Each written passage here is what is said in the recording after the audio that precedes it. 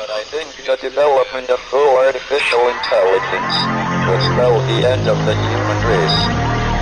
It's a flying object, and we don't know what it is. I would hope somebody is checking it out. It was a rocket or whatever, but incredibly fast, opposite direction. It was too fast to be an airplane. I'm glad the Pentagon is looking at this, because if it poses a threat, I want them on top of it. Well, the craft generates its own gravitational field. He said there's lights in the sky? The internet has become the command center for criminals and terrorists. 911, what's your emergency? I need help, please help me! Aliens won't let it happen. That's what we're instructed to say. Roswell, Area 51. Alien kept deep under the ground. 1, 0, 1, 1, 1, 0.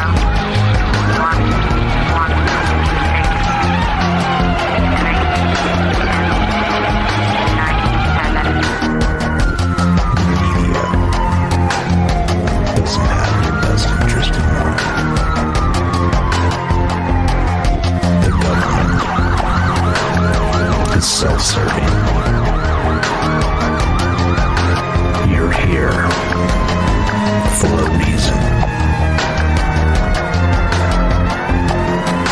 You're listening to Troubled Minds Radio.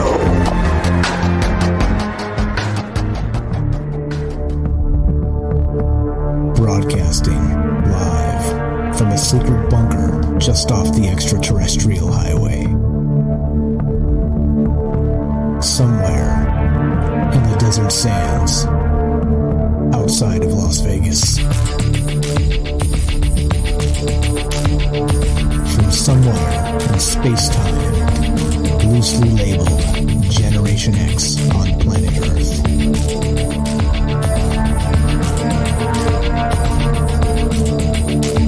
And asking questions of you in earnest. Into the digital darkness. Good evening and welcome to Troubled Minds Radio. I'm your host, Michael Strange, and hello to all of you who may also have troubled minds. What's going on, guys? It is Thursday night, which is one of the nights we get together and talk about all the things we're not allowed to talk about. You know what those things are. You know what those things are. We do it Monday, Tuesday, Wednesday, Thursday at 7 p.m. Pacific. And what are those things, you may wonder? I have to sum up because there's way too much. The sum up goes like this. Aliens, conspiracy, the paranormal, the government, academia, the 24-hour news cycle, propaganda, and the general feeling that we live in the upside down. Just because we do what we do and nobody tells us what to do, we're doing more ghost stories on the internet tonight. In another way, in a special way, in a different... Basically, well... You'll see. We'll get there. We're talking about ghosts in March again, because why not? I mean, why the hell not, right? What is it? What's the date today? March 10th. It is Thursday, March 10th. And we're coming up on the Ides of March, and why not? I don't know. Why not, you know? It's like everybody does ghost stories around Halloween, and I say, screw it. We're doing ghost stories in March, because, damn it, that's the way it rolls. So the way this works is this is a conversation. It's pretty simple, right? In many cases, we can just have a conversation and just enjoy interesting things, because there's a lot of interesting things in this world anyway that don't really get a lot of play, unfortunately. But tonight, that's what we're going to be talking about. This the idea of we have these demon traps, all right? And what does that mean? Is it possible to actually capture a malevolent spirit inside of an object, inside of, well, I don't know, say a rocking chair, or inside of a, we've talked about haunted dolls in the past, things like this. But what about capturing an evil spirit inside of something like a rock? All right, how about that? And we'll get to that in a moment, because, of course, all these conversations are spawned somewhere. And we've got the inspiration tonight is an evil spirit embedded in a rock, and we'll get to that in a little bit. But like I said, this is a conversation. I'm not a wizard. I don't I don't cast spells. I don't have any sort of inside sources. I don't have anything. It's just standard talking about amazing things. And so the secret weapon of this show, Troubled Minds, has always been you. As part of this conversation, I've learned so much from the people that call into this show, that listen, that contribute in the chat, that just are interested in these sorts of topics. So if you want to be part of the show tonight, as always, right, we're taking your phone calls live, and you can be part of the conversation right here at 702-957-1037. That's 702-957-1037, and we'll put you on the show. It's as easy as that.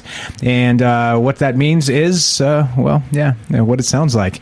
Exactly what it sounds like. So we are, of course, streaming on several platforms. I'm watching the chat in all the places. We're streaming on Rockfin, YouTube, DLive, and Twitter. And, of course, we're broadcasting live on the Fringe FM. So if you can give us a call, 702-957-1037. You can also click the Discord link at troubledminds.org. Discord is a chat client. It's a voice client. It's completely free. It's how we communicate, and come hop on and say hi. It's how we do a talk show here, because the youngsters are using it to play video games and communicate that way. Well, we just use it to do a talk show, because why the hell not, right? Like I always say, nobody tells us what to do. We do what we want to do. Damn it. All right, so there we go. What is all this about murder rocks? What's up, Daryl, in the chat? I see you there. All right, we'll get to murder rocks in a sec. But before we do that, please also join the Fringe Discord at fringe.fm/chat. That will give you a direct invite to the Fringe Discord, which I'm watching that as well. And then you could also please download the Fringe app at, of course, your favorite either Android or Apple app stores. It's completely free, and it's the easiest way to listen to Troubled Minds. You just 7 p.m. Pacific, Monday through Thursday, just smash the play button, and you get me. You get us. You get the secret weapon of Troubled Minds, which, of course, is you, but you also get all the amazing programming that happens on Fringe FM as well. So there we go. I think that kind of sets us up tonight to begin somewhere, because why not, right? Because every story has a beginning. Every conversation needs to begin. So let us begin, shall we? Let us do this. I haven't watched any World War III news, by the way, today, so I have no commentary on that. No missiles have hit, and as far as I'm aware, I hope they haven't. If it's happened, anybody let me know. Nobody told me yet. But okay, let's go here. This is MSN.com, and this has been reported in a lot of sources, and it got me thinking in terms of exactly what we're doing tonight. And here we go. This is this. The headline is, "A gigantic ancient Japanese rock, believed by some to contain a malevolent 1,000-year-old fox spirit, has split in half." Uh-oh. Uh-oh. And some of you guys saw this moving around today, or in the last 3 days or whatever, when this actually hit the news cycles. But Demon Mount Rushmore, what's up, Tim, in the chat? Yeah, so here we go. So a massive stone in Japan that is believed by some to contain the spirit of a 1,000-year-old demonic fox has split in two. And let's read a little bit more of this. The Sesho Seki, translated to killing stone, was pictured in two pieces by a visitor to Mount Nasu, a scenic spot in Japan's Tochigi prefecture, an hour from Tokyo. Quote, "I came alone to Sesho Seki, place of the nine-tailed fox legend. The big rock in the middle, wrapped around with rope, is where it was supposed to be, but the rock was split in half and the rope detached," wrote a Twitter user, Lillian, who posted a snapshot of the rock in two pieces. "If this were a manga, it would mean that the seal is broken by the nine-tailed fox. I feel like I've seen something that shouldn't be seen." And there's the photograph, if you guys can check it out. And as always, my links are in the description, and you can see that I'm not just blatantly making this stuff up. It's out there. So okay. So there's I'll read a little bit more of this. And this story is a lot more in depth than it seems at first. But of course, the question becomes, right, which we got to get to the questions, because this is the question show and not the answer show. The question becomes, so they're saying that this 1,000-year-old fox spirit was actually trapped inside of this rock. Yes, the nine-tailed fox. You got it, Zen Wen. Yep, there you go. So the thing is that this, right? If you can so the number one question is this: do you think it's possible to actually trap let's say a malevolent or otherwise spirit, maybe a benevolent spirit, any spirit in, or let's say energy, because we can actually throw that into the mix tonight of what is a spirit? Is it energy? Is it residual energy from a past time? Is it maybe time slices, kind of maybe merging and sort of that time slip sort of situation? What exactly is a spirit or this energy? But the question becomes this again, back to the beginning.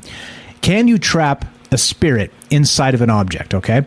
And then, of course, the second thing becomes, if the object breaks, does it allow the spirit to be free? So there we go. That's just the first couple questions tonight. And then we'll get into this story, this a little bit more about this ancient Japanese rock and this fox, nine-tailed fox, and this 1,000-year-old spirit. But there's again, as usual, right? There's a ton of questions that I have about this type of stuff because I am, like I said, I'm not a wizard. I'm not a whatever. I'm not a seer or anything like that. I'm just a normal guy. But I do enjoy these amazing topics that kind of range far and wide. They kind of tickle some mythology, some folklore, some religion sometimes, and just everywhere in between. And I think that type of conversation is fantastic. What's up, Tim in the chat says magic seals. And yeah, so that's the thing, right? Can you seal a spirit in an object? And so, of course, right, that's stupid me, because I'm a goofball and I'm a kid of the 80s, good old-fashioned Ghostbusters. Remember that? In these terms, right, like in modern terms, you remember the whole Ghostbusters bit where they have, they got the proton packs and the sort of laser guns or whatever's going on with this thing, and they catch these ghosts or these spirits, whatever this residual energy happens to be, with these proton packs, right? And then they bring them down into these traps, like an actual physical sort of modern. It was like an energy trap, right? And so they catch him, they bring him down, and then they hit the button, and this thing closes up and catches the spirit inside of this little box. And then they take the box back to their headquarters in the original Ghostbusters, of course, if you guys have seen this. If you haven't, I highly recommend it. It's highly entertaining. Good old Bill Murray and passed away Egon now. What's his name? It's going to come to me.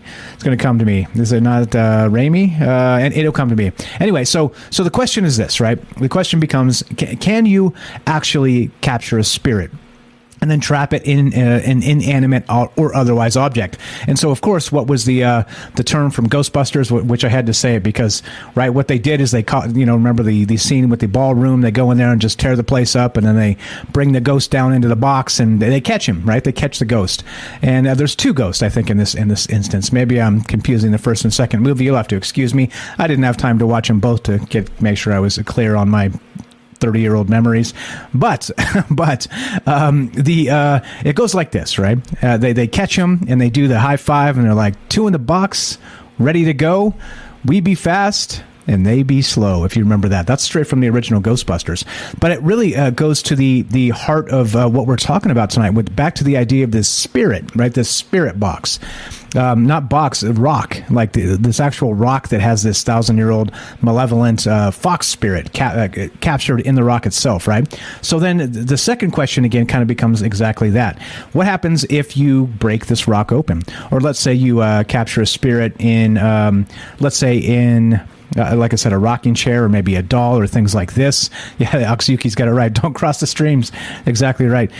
So if that's the case, right, if you can capture them, what happens when you break the object? Is that breaking the seal and actually releasing these spirits back into the material world? Because, well, if that's the case, back to this article, that just happened. Again, from Lillian on Twitter, if this were a manga, it would mean that the seal is broken by the nine-tailed fox. I feel like I've seen something that shouldn't be seen. And there's the rock, it broken too. And so the original tweet was retweeted more than 84,000 times and sparked discussion threads on Twitter about supernatural happenings in Japan. Quote, there were already signs that the fox might escape in February, wrote one Twitter user in Japanese in response to the original tweet, highlighting a picture of a fiery sunset over Mount Fuji with cloud formations that appeared to take on the shape of a fox tail. The stone, when intact, occupied pride of place on the slope of Mount Nasu, and according to local legend, this was called the Killing Stone, and it was said to seal within it the spirit of the demonic fox tamamo-no-mae. All right, you're not gonna have to excuse my Japanese tonight because I don't really speak it. Tales of the Spirit track its calamitous trail of chaos across Asia. During the Muromachi and Edo periods, stories circulated of a fox taking the form of a daji, a courtesan in China, and resurfacing as a favored concubine of Emperor Toba, the 74th Emperor of Japan. Nine-tailed foxes are common motifs in Japanese legends and have appeared on woodblock prints and other traditional Japanese artworks. However, the stone might have split due to far less dramatic reasons, it says. Locals living near the stone told Japanese news outlet Shimatsuki that there were cracks developing in the rock for years, attributing the rock breaking to wear and tear from the elements. Well, I guess you could say that, right? You could say that for sure, but maybe you could also say that this malevolent actual entity was maybe breaking its way out slowly and surely, and then finally crack. So that's the question tonight. That's where we're coming from. This is where the story begins. Then this story's got some depth to it. Like I said, we'll get into some of this. We'll get into what a nine-tailed fox is and this idea of a thousand-year malevolent spirit. And there you go. So that's what's happening here, right? If you want to be part of the discussion, 702-957-1037. And so what do you know? What do you know about capturing spirits within objects and doing that, right? And like I said, I have a hard time not thinking. Harold Ramis, thank you. Fred's got it. Harold Ramis. I was wanted to say Sam Raimi, and I knew that wasn't right. But yeah, Harold Ramis was the guy that played Egon in the original Ghostbusters. So, okay. All right, Bernays, catch you later, bro. All right, so that's what we're doing tonight. And so the idea becomes, right, all the rest of this, because there's a lot of things. You know, there's that tale of the Dybbuk box. I'm sure we've heard that before. The tale of the devil's rocking chair, things like that. Like, there's tons and tons of things here that, you know, these haunted dolls or haunted objects in, well, just whatever, haunted homes or what have you, right? So it becomes not just an idea of haunted things or places, it becomes haunted everything. And is this even possible? So is it possible, one, to capture things inside of these inanimate objects, these spiritual entities? And then two, what happens when they break? Are they allowed out? Oh, I don't know. What's up, guys? I see in the chat. What's up? Hey, weirdos. Yeah, for sure. Okay. All right. So let's get to this. Let's keep on trucking. Now, of course, per usual, right? Snopes has to fact check everything because Snopes is such a busybody outlet now that they can't let you think for yourself, even for just a quick moment right here. So we're going to go to the Snopes, right? This is the Snopes, just to fact check this thing to see if this killing stone actually did break in half and release the evil spirit, because you can't even like dream without Snopes kind of trying to interject themselves in your dreams.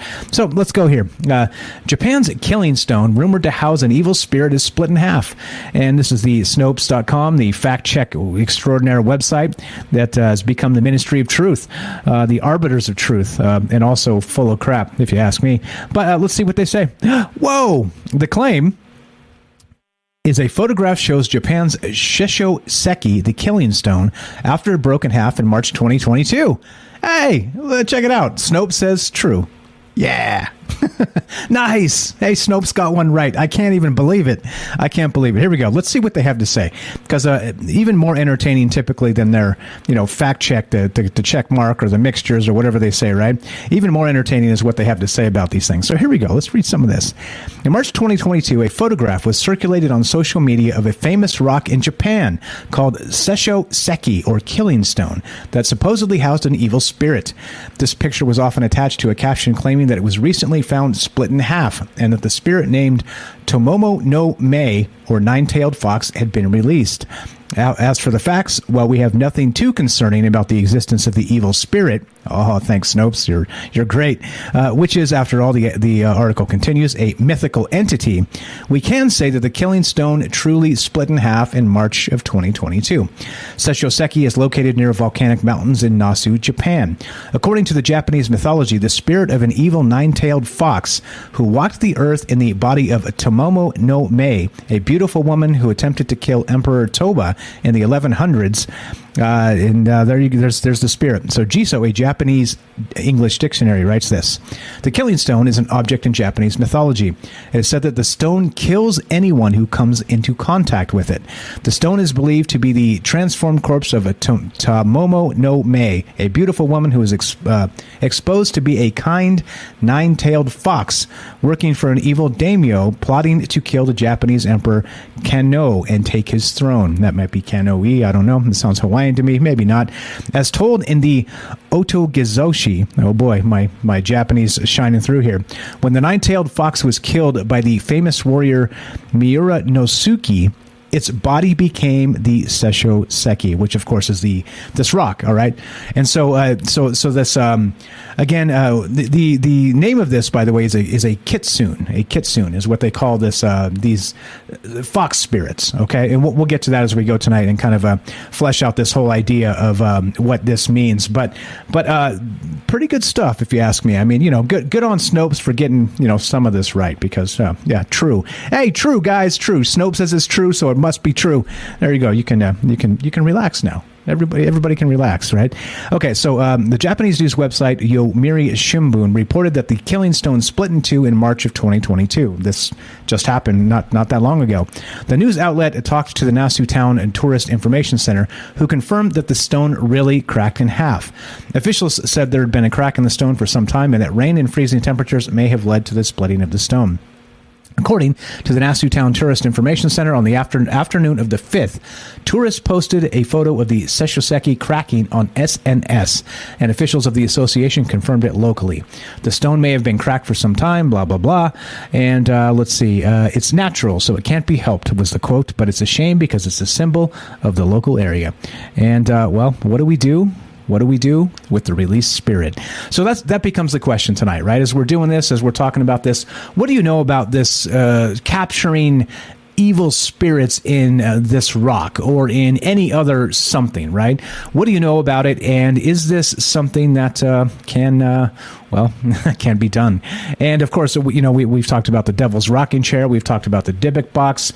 We've talked about all kinds of other things. Again, back to Ghostbusters, sort of like in maybe a modern setting. Do you think it's possible to actually do like Ghostbusters did in the show or the movie? I'm sorry, the movies. And, there's been all kinds of reboots and all kinds of weird stuff since then. But they would actually capture these ghosts and put them in these sort of electronic boxes to store the energy. So do you think this stuff is possible? And if so, well, how can it be achieved? That's the first question tonight, all right? Love to hear your thoughts on this. What do you know about it? And then the second idea is, of course, the second question is, what happens when you take the device or the object or what have you, where the spirit has been captured inside of, and you break it? In this instance, the stone broke in half. So is this the same idea as the seal being broken and allowing the evil spirit to escape back into the earthly realm? That's what's on my mind tonight. Just another standard Thursday night on Troubled Minds, talking about all kinds of crazy stuff, because if we don't, who's gonna? That's for damn sure, right? But so that's where we start. It seems pretty easy, right? Malevolent entities and demon traps. And so I started digging into this, of course, as you know me, started reading about this, reading some of these other stories. There's all kinds of other interesting stories. And this idea that you can actually capture a spirit and put it into an object is known as a demon trap, all right? And that takes us to tonight. And that's what's going on tonight. So we're talking about this idea of malevolent entities and being able to trap them in these demon traps.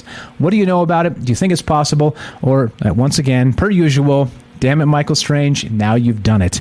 You've gone way too far tonight, and that's okay. If you're into that, well, you're in the right place. So that's what's going on. Once again, we're streaming on Rockfan, YouTube, D-Live, and Twitter, broadcasting live on the Fringe FM, taking your phone calls as we discuss this idea. Can you capture a spirit in an inanimate object or any other object? You tell me. Looking to hear what you know about this, your thoughts on, well, maybe some other stories of ancient times that you may know that I missed. I dug some out, but I can't get them all, and that's why you are the secret weapon of troubled minds. So, one more time, looking to hear from you. The first question is this: is it possible to capture an evil spirit inside of any kind of object? And number two, what happens when said object breaks? Is that spirit set free to roam the earth again? 702-957-1037. This is Troubled Minds. I'm Michael Strange. Don't go anywhere. More malevolent entities, demon traps, and you when we return. Be right back.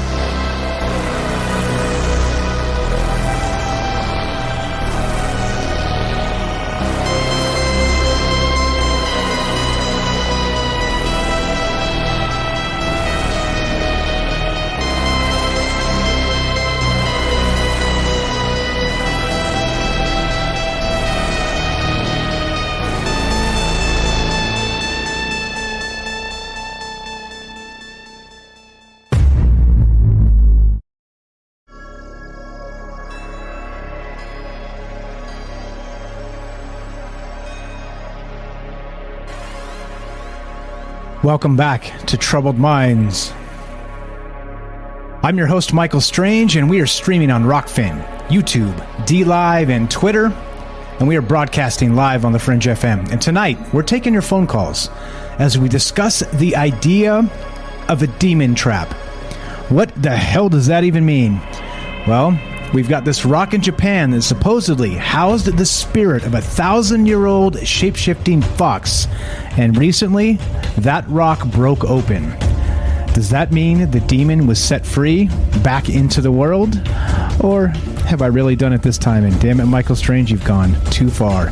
Love to hear your thoughts. What do you know about this? The idea of demon traps. Is it possible to capture spirits in some sort of object, whether it be inanimate, or how about this? How about an animated object in terms of people? Could you take a spirit and capture it and then maybe put it inside of somebody as a vessel sort of situation, sort of that old walk-in sort of thing? You tell me. I have no idea. I wish I had answers. I'm not the answers guy. I'm just the questions guy. So we'll begin there with this Japanese rock that broke open in this ancient malevolent spirit that was supposedly set free. So love to hear your thoughts. What do you know about this or other haunted objects? And what the second question becomes, as we get into this, we're going to get into the kitsunes and all the rest of these nine-tailed foxes and some of these other fantastic mythologies. But the question is, if you can capture a spirit in these objects, what happens when the object breaks? Is it simply just the object breaking, or does it, as suggested in this Twitter post, that the seal is broken and now the entities can escape back into the world? 702-957-1037. That's 702-957-1037. We'll put you on the show just like this. Our good friend James Salcedo of Salcedo Paranormal. What's happening, my friend? How are you tonight? I'm good. Glad to be here. Great topic. Thank you. Doing my best. I'm just one of me, but now that we got you, there's two of us. So what do you know about this? First, had you heard of this rock breaking and this spirit being supposedly set free in Japan? Yeah, I saw.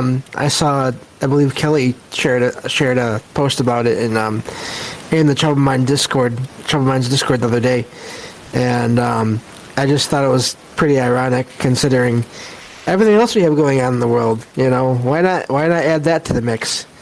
But it's an interesting idea, and the idea of spirits being first of all just in objects anyway is not new. I think it's been around in various cultures in various ways for a long time.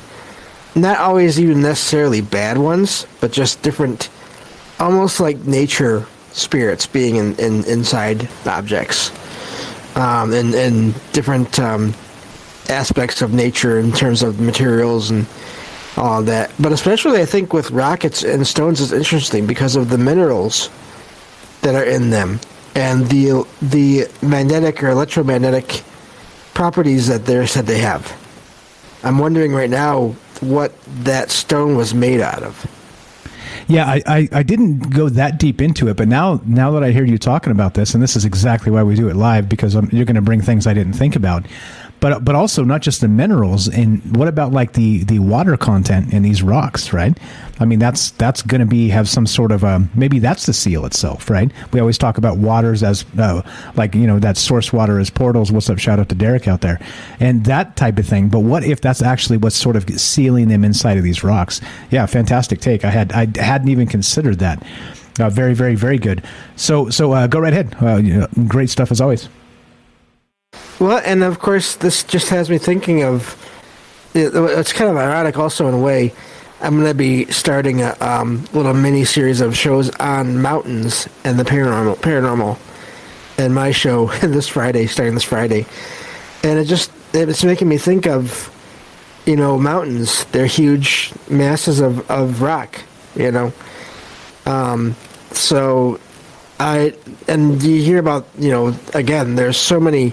I pulled up 7 articles just about the western U.S., mountains in the western U.S., about there being paranormal activity surrounding those mountains, different mountains,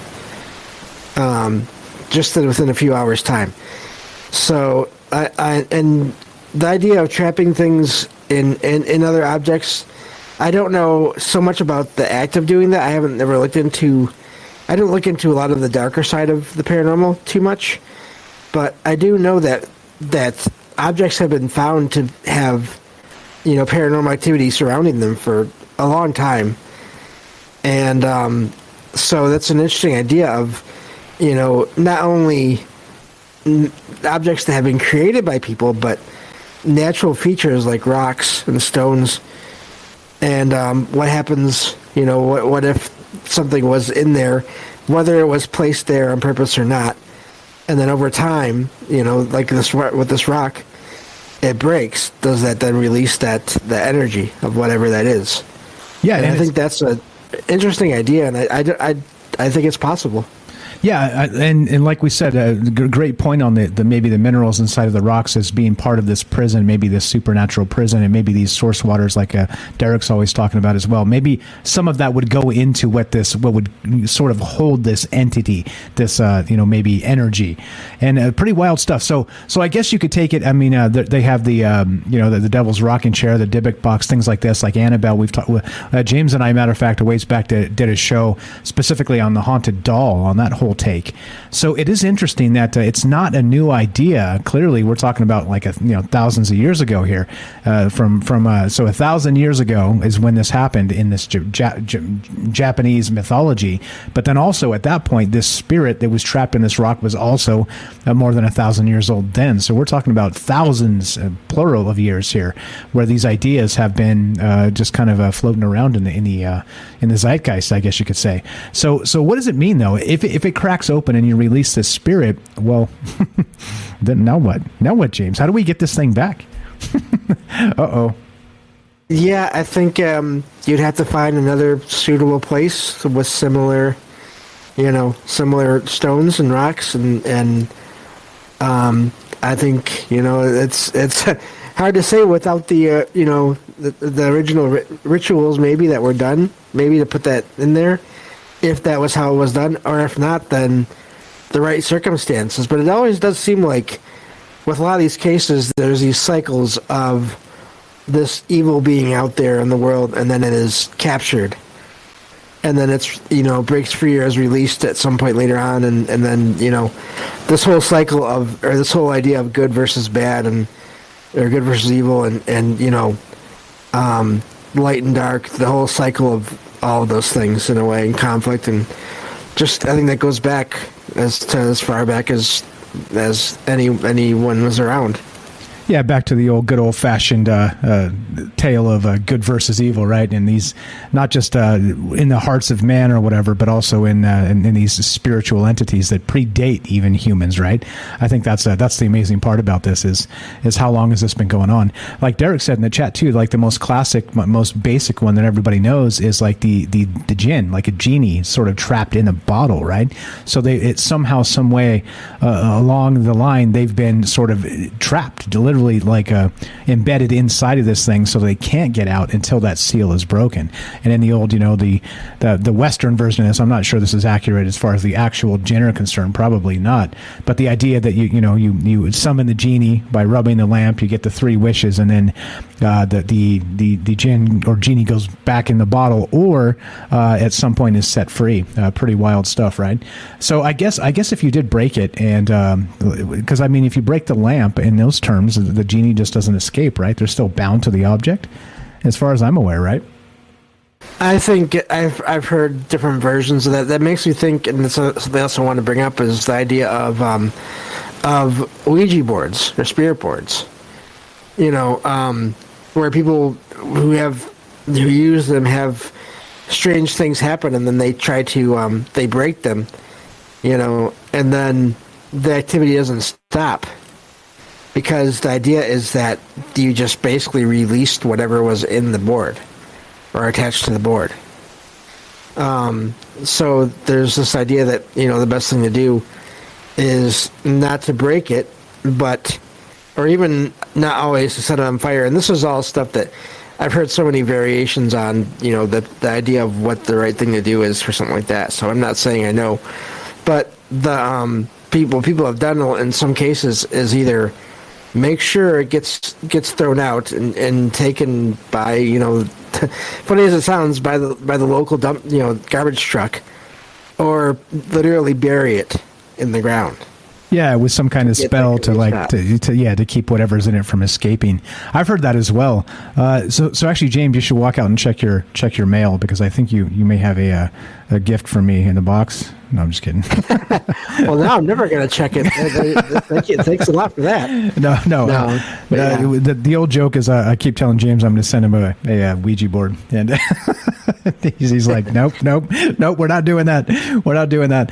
Yeah. So burning the Ouija board, they say, is one way to dispose of it, but it also means destroying the board, right? So would that actually release the entities? And the idea of how does anyone even have to use it for anything to be in there, to go there? Because I have a real quick story about that. Just one time I went to this local store. It was like just like an odds and ends, kind of had all kinds of games and books, and like, I guess like a hobby shop kind of thing. And I was walking through it, and I walked in, and I got this weird feeling for a second, and I stopped and I looked around. Guess what was right next to me when I was standing there? No, really? A Ouija board. It was a few boxes that were, they were Ouija boards. So that just has me wondering, you know, were those made, excuse me, were those made with, you know, or by people that had any idea about this and somehow unconsciously, or, you know, oh, this is bad stuff, so they draw, you know, they unknowingly drew stuff to those boards? Or can spirits just find those boards knowing the history of it and then just stay there and then, you know, wait? It was really odd, because you usually don't hear about the board unless it came from someone else. You usually don't hear about the boards having activity around them or giving off weird feelings. But I don't know how to explain it. But that made me think of that. It was trying to communicate, James. It wanted to say hi, says Oxyuki in the chat. It said, hi, James. Yeah. Take me home. Yeah. Take me home. Yeah. So what do you guys think? Add that to the equation here. So with the idea, I'm glad you brought it up, James, a spirit board or a Ouija board. Is it a situation where maybe the spirits get trapped inside of it? And then, you know, you like some say, you have to tell it, you know, to say goodbye as you contact this thing to make sure it doesn't actually come out and follow you. It becomes that whole hitchhiker attachment sort of thing, right? So I don't know. Like I said, I don't. I am broadcasting from a circle assault, and I don't read magical incantations myself. But there are people that do, and so it is a fascinating thing to think about and talk about. Matt in the chat says, "Break the Ouija into 7 pieces and bury them separately." Okay, all right, good stuff there. Good, love to hear that. Real quick, couple comments for you, James, in the chat here on. Let's go to the fringe here. S. Magician says, in Santeria, they do keep and capture spirits into objects or altars. That's like spirits paying rent for favors, I think. Great. What's up, S. Magician? I see you there over on the Fringe Discord. Great comment. What do you think about that one, James? And I've heard of some other things, you know, and of people finding strange stone pieces of stones or stoneworks, or even wooden, you know, altars made of wood out in the middle of nowhere, and they get a weird feeling from it, even though they have no idea who or what made it. and so yeah, I could see that. It's just, I think part of it is intention, but it's an intention of the people that are there, but also, if there's really are spirits out there, which I think there are, but that's just my thought. Then I can see that. That's been an idea for a long time of communicating with spirits to, work with them in various ways, whether for good or bad, and to ask for favors, and then of course in some of the darker stuff, make sacrifices, or not even necessarily darker stuff, but yeah, it's these ideas have been around for a long time. Yeah, definitely, exactly, and so that's why we're talking about it today. Like, what do you believe? Do you think it's still one of those situations where this is still a thing, or do you think it's old superstition, or as we go, right? Drinking the maybe juice and considering all the things. You were the best, my friend. What else you got for us tonight?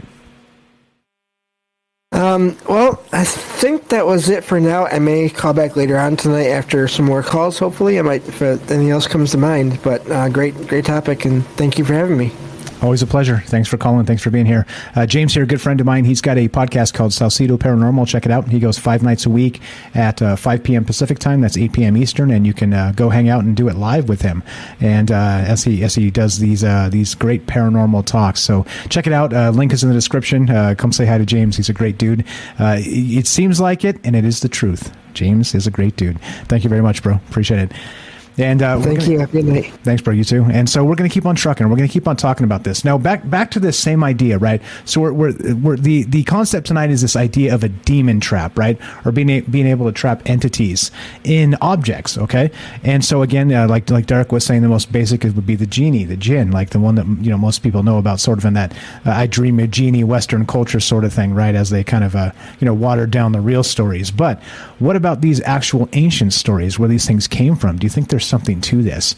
And so again, back to this idea where this began tonight, this actual rock, this gigantic ancient Japanese rock believed by some to contain a malevolent 1,000-year-old fox spirit. The rock is split in half.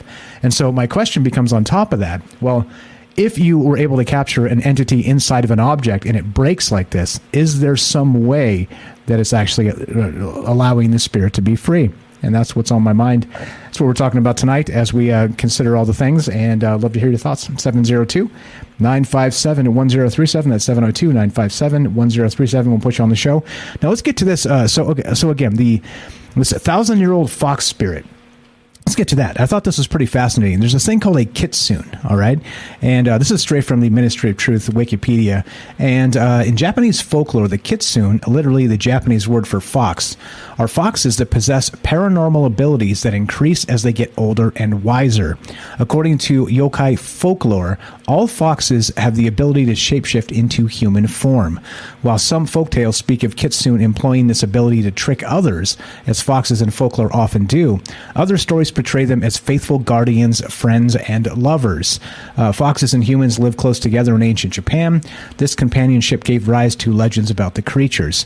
Kitsune have become closely associated with Inari, a Shinto kami or spirit, and serve as its messengers. This role has reinforced the fox's supernatural significance. Now, this is where this gets crazy. So where we started was there was a 9-tailed fox that when this rock in Japan broke open, supposedly this evil spirit was embedded inside.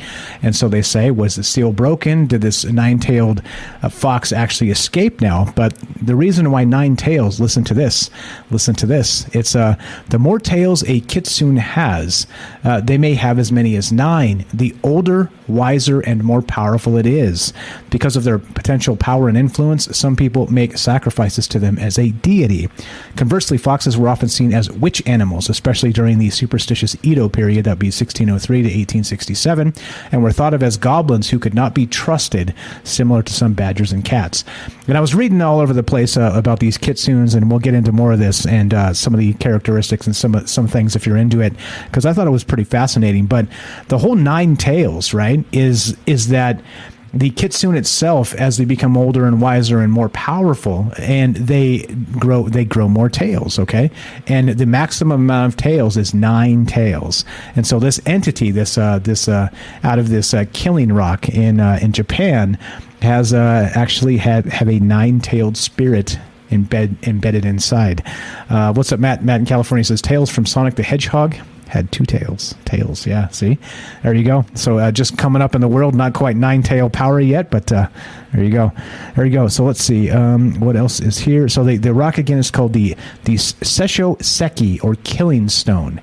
And so another interesting part, too, is that this rock itself, that where we're talking about, where it broke open and there's supposedly this evil spirit embedded inside, the kitsune of the 9 tails, of ancient terms here.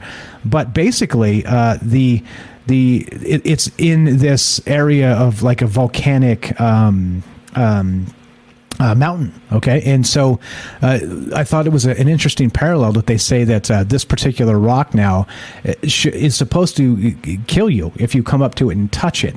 But now an interesting parallel in my mind here is they said that also there's some volcanic gases that tend to seep out of this mountain in different places in the ground, especially near this rock.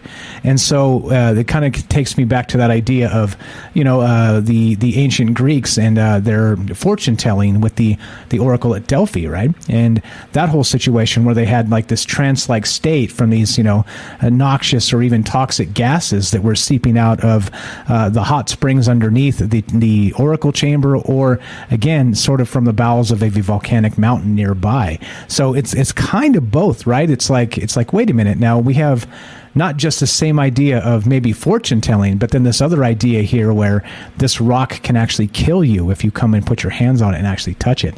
So pretty wild stuff. I don't know. Like I said, I have no idea. I wish I had answers here, but I absolutely do not. And I'd love to hear your thoughts on this. Do you think there's actually a spirit in this thing? And again, back to the original idea. So the questions again for tonight are this. If you could trap a malevolent entity in what's known as a demon trap, do you think it's possible? Meaning you could trap these spirits in, I don't know, like you said, like the devil's rocking chair, a Dybbuk box, or who knows, a rock like this and a giant rock in Japan up on the edge of a volcano. Who knows, right? Who knows what's going on with this? So let's see. Let's go. I'm not sure exactly who this is. Welcome to Troubled Minds. What's your first name? Where are you calling from? My name's Thomas. I'm calling from Florida. What's your first name again? Thomas, or you can say Tom. Tom in Florida. Go right ahead. We got about 2 minutes. What do you know about this, my friend? This will be quick. I just didn't see anyone else bring this up, but just for like anime films, I know a very popular one is Naruto, and the whole thing there is that there's the 9-tailed fox trapped within the kid because they reincarnate him in order to keep it there so that it won't, be released and destruct the entire world. I also thought it was interesting with the whole missing 411 is kind of tied together with being by water and by granite. That was basically it. I just thought that those couple topics seemed to kind of intertwine with what you were talking about today. I think they do, actually. That's a fantastic point. We talked about missing 411 and sort of that idea of people end up disappearing around these gigantic rocks, these rock-like structures, and then even, like we always talk about, sort of those primal water sources. Pretty amazing stuff. I appreciate the phone call, my friend. Where'd you find the show? I actually found it on Rockfin. I was just perusing through the Open Minds category, and I saw it there, and ever since I've been watching. It's a great show, so... Nice. Keep up the good work. Nice. Appreciate it. Thank you so much for calling. Thanks for listening. Always a pleasure. You're welcome anytime, okay? All right. Thanks for the call. Thanks a lot. Have a great night. That's Tom in Florida. Great stuff. Again, this is why we do it. I hadn't even considered that. And just like James was describing with the idea of maybe trapping spirits, is this a thing? Is it going to become a thing? Is it still a thing? I have no idea. Do you want to be part of the show? We're still taking your thoughts here. And malevolent entities and demon traps. Could this be real? Did this rock break open and actually somehow, some way, release this 1,000-year-old or thousands of years old now fox of 9 tails, a kitsune, an evil demonic entity You tell me. Is it even possible? And what do you know about this idea of demon traps? Great stuff so far. Thanks, James and Tom. Appreciate the phone calls. Looking to hear from you. 702-957-1037. That's 702-957-1037. This is Troubled Minds. I'm Michael Strange. Don't go anywhere. More malevolent entities, demon traps, Kitsune, and you when we return. Be right back.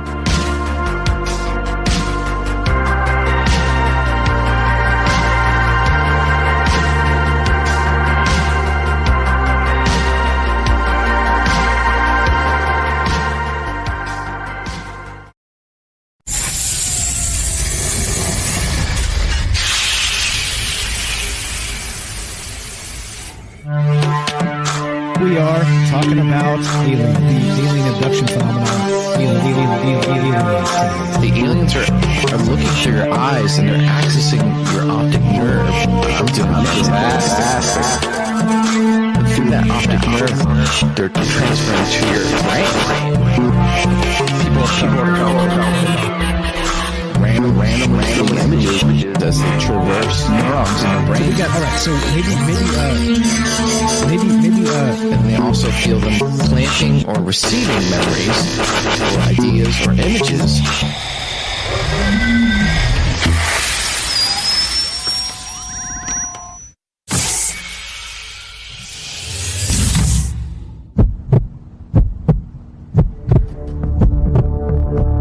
Broadcasting live from a secret bunker just off the extraterrestrial highway. Somewhere in the desert sands outside of Las Vegas. From somewhere in space-time, loosely labeled Generation X on planet Earth.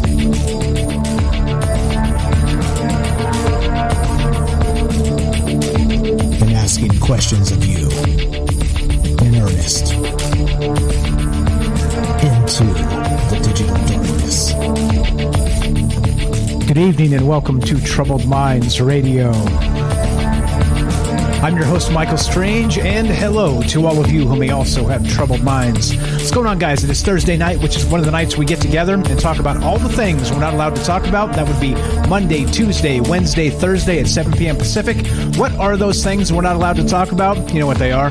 Aliens, conspiracy, the paranormal, the government, academia, the 24-hour news cycle, propaganda, and the general feeling that we live in the upside down. Tonight, we're discussing this idea of a demon trap.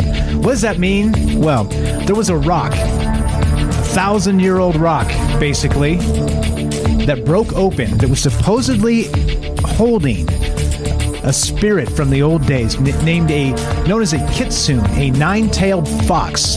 It was an evil spirit, and this actual rock just broke open just recently, this past week. And so the question becomes, all right, that's silly when I said a 1,000-year-old rock, because of course it's much older than that. But from 1,000 years ago, it's been holding this actual spirit inside, and this rock broke open. And so the question becomes, number one tonight, as we discuss this, number one, is it possible to capture a actual spirit, evil or otherwise, inside of an inanimate object? All right, that's the first question. The second question becomes, what happens when that object breaks? Like in this instance, the rock. This rock in Japan actually broke into two huge pieces. And so is it how they describe as breaking the seal? And does it mean that this spirit is now free to wander the earth? That's what's on our mind tonight. We're going to get to Derek in just a sec, the Night Stalker. We are streaming on Rockfin, YouTube, DLive, and Twitter. We're broadcasting live on the Fringe FM. And of course, we're taking your phone calls at 702-957-1037. That's 702-957-1037. We'll put you on the show. And basically, I just want to know what you know about this regarding capturing spirits and this thing known as a demon trap. And we're going to get to that. We're going to get into the kitsune as well, which is that fox spirit of Japan, or the actual Far East, because they share some of these folklore stories, not just Japan, but also China, some of these other places over there as well. And what do you know about it? So let's do it. Let's get to my good friend Derek in Massachusetts, the Night Stalker. Welcome, my friend. How are you? Welcome to Troubled Minds. Hey, Mike. Great show tonight. Thank you very much. Appreciate it. I'm sure you know a thing or two about this idea of a demon trap, I would think. I got a few ideas. I just want to apologize in advance. I'm like really scrambling at work tonight, so like this might come out more manic than I wanted to. That's okay. Welcome to my life. Right. You're good, bro. Okay. All right. Just like I'm like you, I'm not a magician. I've never done any spells before, like so I don't know the actual intricacies of how this would happen. So I'm just gonna kind of start with like different pop culture references from like my childhood. Some of the first ones that I thought of. So in Buffy, in like the first season, like very, very early Buffy, which I'm a huge fan of, everyone should watch it, it's a great show. Their mythology is also exactly like the Lovecraftian old one. They borrow the same mythology, like the ancient ones in Buffy is the old ones in Lovecraft. It's the same exact thing. But like the second episode of the series, there's this like witch who's like somebody's mother, and she's like trying to like just basically traumatizing her kid pretty much. So like the end of the episode, she tries to do a spell that would essentially like trap Buffy in this like mirror pretty much, or in this like, I don't know, some type of inanimate object. And then it like ricochets and kind of bounces off of her, like bounces off of a mirror or something like that, and actually traps her inside of her, like her own trophy she got. So she's like stuck in this trophy for the rest of her life.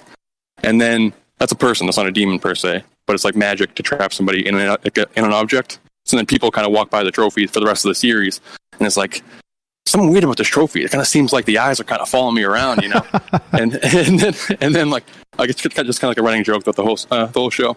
And then later on in the same season, they have the episode starts with, these are like minor spoilers, but the episode starts with like a bunch of monks like kind of fighting for their lives in like this cathedral like way back in the day, like the year 1000 or something, and they trap this demon Moloch, like the Moloch, into a book. Like they bind him into a book, and then one of the main characters, like their like headquarters is a library, so they're scanning all these books, all these like old texts into the computer, and the act of like the computer reading it is actually what released Moloch like into the internet, you know. So it like broke the seal and released them into the World Wide Web, you know.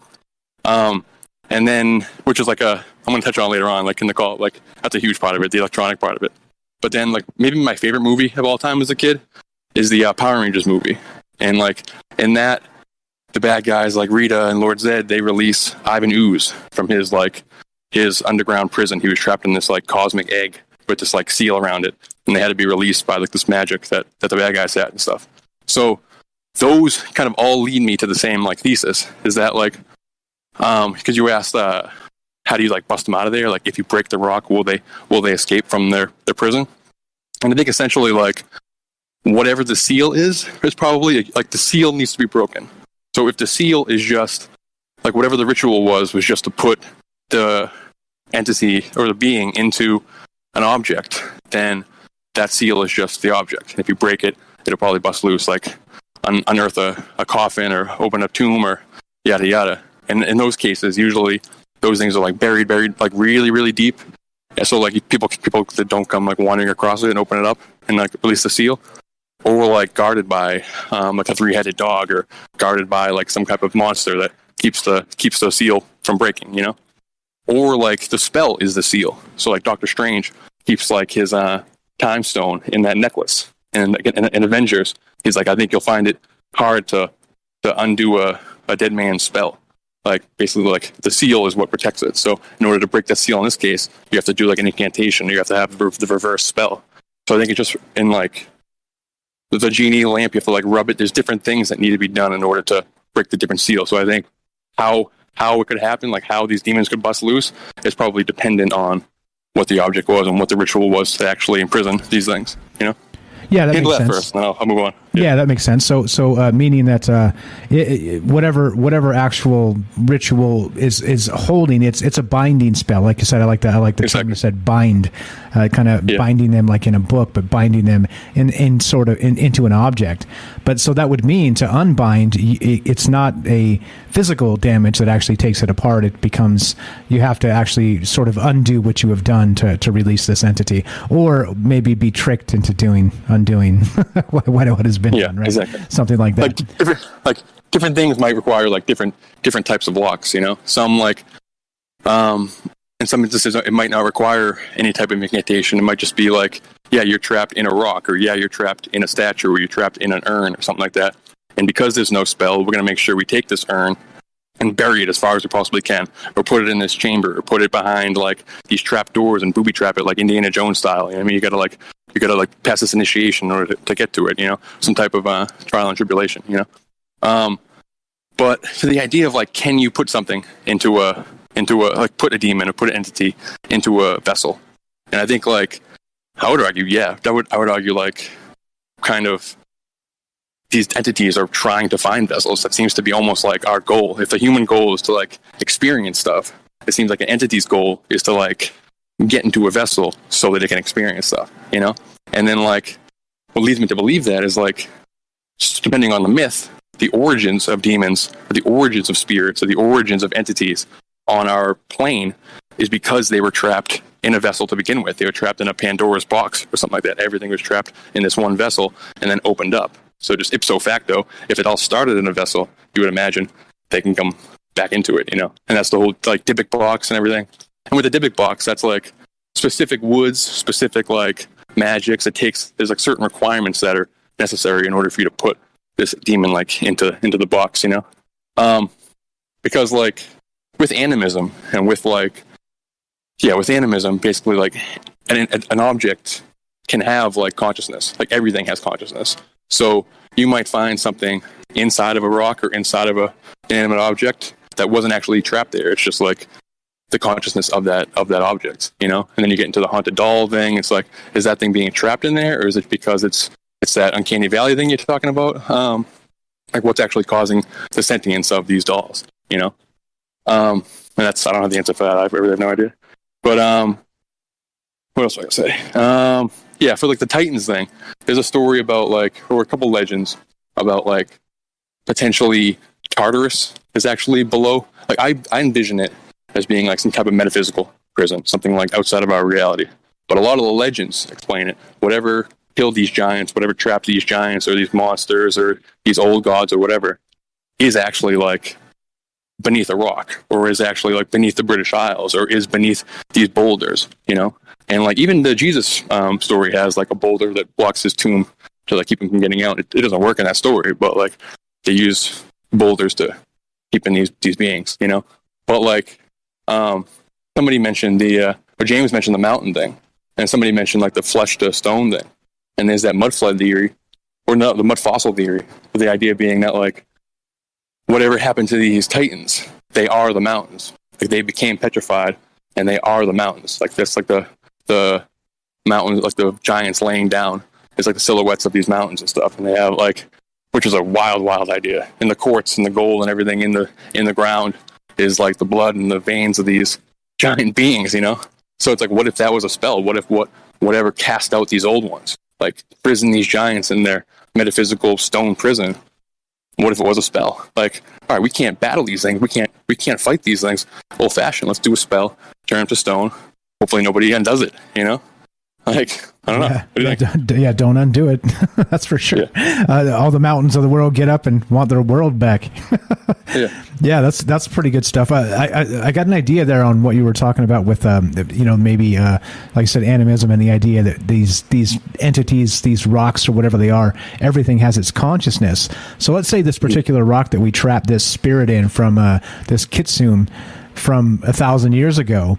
Well, what happens to the spirit that was already inside the rock? Is it sharing it with this evil spirit, or was it sort of cast aside into the void or something to house the spirit? What do you think about that one? Yeah, I'm not sure. Perhaps like what the ritual is like, I don't know, like the same way that trauma, we talk about this all the time, but trauma and dissociations, like the MK Ultra stuff, that cause the human trauma to like split the soul or like split the spirit, to allow these gaps and allow these rooms for an entity to then walk into you, to possess you and stuff. You know, so perhaps it's the same idea where you're doing it. Just, you can't tell it's traumatic for a rock or traumatic for a chair or something like that. But that's just like, when it gets down to the science of it, that's what the spell is doing. It's like it's bifurcating whatever spirit exists inside the vessel to allow a crack for something else to seep through, you know? And I think that's like been my kind of topic I'm most interested in the last like 6 months, is the idea of this mass trauma. It's like in a lot of pop culture, even more pop culture is coming like with Marvel stuff. And in order for some type of mass demon possession or mass entity possession, or if aliens are demons, some type of mass incursion of our spiritual space, basically. And then like recently today and yesterday, or maybe yesterday, it got reported by two different places. One of the archbishops, Nuncio. Let me find the screenshot real quick. 1 second. I'll post it in the chat too. Papal Nuncio, which is like one of the archbishops for the Catholic Church, about Ukraine. This war is not a purely human invention. There's something demonic about it. He says this. And in another article, he says this war is demonic. It's something evil, which is that's crazy to me. So even without all the war stuff, just the idea of the trauma to cause us, like whether it's what happened the last 2 years, or whether this new event, or different weird alien stuff, or just the idea of disassociation becoming mainstream by celebrities, yada yada, create this fracturing inside us to then allow it to that, which makes us become a vessel and allows something else to house themselves in our bodies, you know. And you mentioned it earlier. I'm not sure if it was during the break, but like, what if the story of like us being clay is more literal than we think it is, and then it's like the original ensouled person, whatever it takes to trap an entity into a non-sentient object, like, was done to us, you know. And that's like maybe what we'll have to do to give robot souls and stuff. We're actually trapping spirit. Like, we make it seem like it's a reincarnation cycle, make it seem like we're choosing to go into our body, but like maybe it's more like the mechanism is in place that like it's a constant cycle of trapping spirit, you know, into like a human net, basically. But and then like my last thing, but I think technology is like a massive part of this, and I think like James was mentioning the stones, what type of rock it is, and that kind of stuff. And a lot of the times, like, it's like limestone or granite, things that are like comprised of quartz or near quartz and different type of crystals and different type of precious metals and that kind of stuff that are running through the ground along water and that kind of stuff. And if you look at the inside of a computer, that's exactly what's in it. Precious metals, quartz, different electronics, different wires, copper, that kind of stuff, different things that are charging currents. And then if you like get into Goetia and like controlling demons and stuff, and look at some of these sigils and symbols that are in magic, and then bust open a computer and look at these like motherboards and stuff, and the way they're designed, they're pretty similar. So the idea being like, are we trying to kind of modem house, like trap an entity the same way, or I don't know. Maybe it's not always negative. Maybe like the demon wants them to be trapped. They want to trap themselves in the internet. They want to trap themselves in a robot or in us or whatever. One last thing. Sorry, I forgot all about this. No, but go ahead. Do I have time? Sorry. Yeah. Go for it. Okay. I'm really rambling. I'm sorry about that. No, you're spot on. You're as good as you ever are, bro. Don't worry about it. Go right ahead. Thank you. Amazing. I'm literally pacing back and forth in the aisle. I could be a aisle right now, trying not to get caught here. But all right. This is from Rivers about the nine-tails fox, and she's a big fan of foxes. This is like right up her alley. But so this is just basically verbatim from her. The tamamo-no-mae was possibly misunderstood. Maybe there was a bad version, but originally the nine-tails was such an auspicious being in ancient China, where every king would dream to have it. Then at one point the story changed. They said she ran to India, and they created a bad story about her. She was then transformed to a young girl, boarded a ship to Japan, and then when she got there, she changed into a baby and got adopted by, I think by royals, based on the story you were saying. She became the most beautiful woman in Japan, and they all blamed her for these bad things that were happening to the emperor. And again, she says she might have been evil, but originally the story she doesn't think it was. And they tried to capture this like beautiful nine-tails and kill her. And they took the emperor, hundreds of thousands of his army, and a group of the country's top yin-yang master to finally capture her. They chop off all the nine-tails, which she says like each nine-tail represents like 100 years of the being's life. And then they chop off all of her nine-tails. Some set her head too, and she used the last of her strength to keep her essence and become the stone. So in the story, she actually they try to kill her and decapitate her and cut off her power, cut off her tails, cut off the source of her mysticism. And in order to maintain some type of life, she actually transmutes her essence into the stone. Like she becomes the stone on purpose. And then like a lot of legends, she said, like you see nine tails, different foxes and stuff inside different Eastern temples and that kind of stuff. And in those beliefs, they actually think that those things are the foxes, are the spirits, and you have like incense and you give them offerings and that kind of stuff as if they are literal beings, not trapped in them per se, but they actually became them. It's the being to stone type thing, which again is similar. And then she also, this is the thing that the character in Lovecraft Country, the main character is like girlfriend from Vietnam or Korea or wherever it was, who like when she's like having sex with people, she kills them like at the end, and she has to collect 100 souls in order to like free herself from this prison body she's in, basically. And River said that that's like the Korean basis of the lore that does exist. Not in some cases she is an evil entity and has to like harvest human souls and take human lives in order to like break free of its not like a actual like rock prison, but like basically like a cycle of torture, pretty much like a prison life, pretty much. Does that make sense? Yeah. No, makes sense. I like it. I was reading some of this stuff too, and I did see that there were some stories that were conflicting. And again, I can't do all that on the show. It just becomes no. I know. Number one, confusing, and then number two, I don't even know what's real. But yeah, I'm glad. Thank you for adding that to it to kind of verify the information there. Something real quick for you too before you go. Just I love the idea of the rare earth metals as some sort of maybe way to maybe exactly what we're talking about, being imprisoned in these rocks, or these, like James described, these again, rare earth metals is the best way to put it, but also think of it in terms of all of our screens are made of this stuff. And so, right, like talk about like scrying and like communicating to Lord knows what. Like I'm surrounded by screens right now.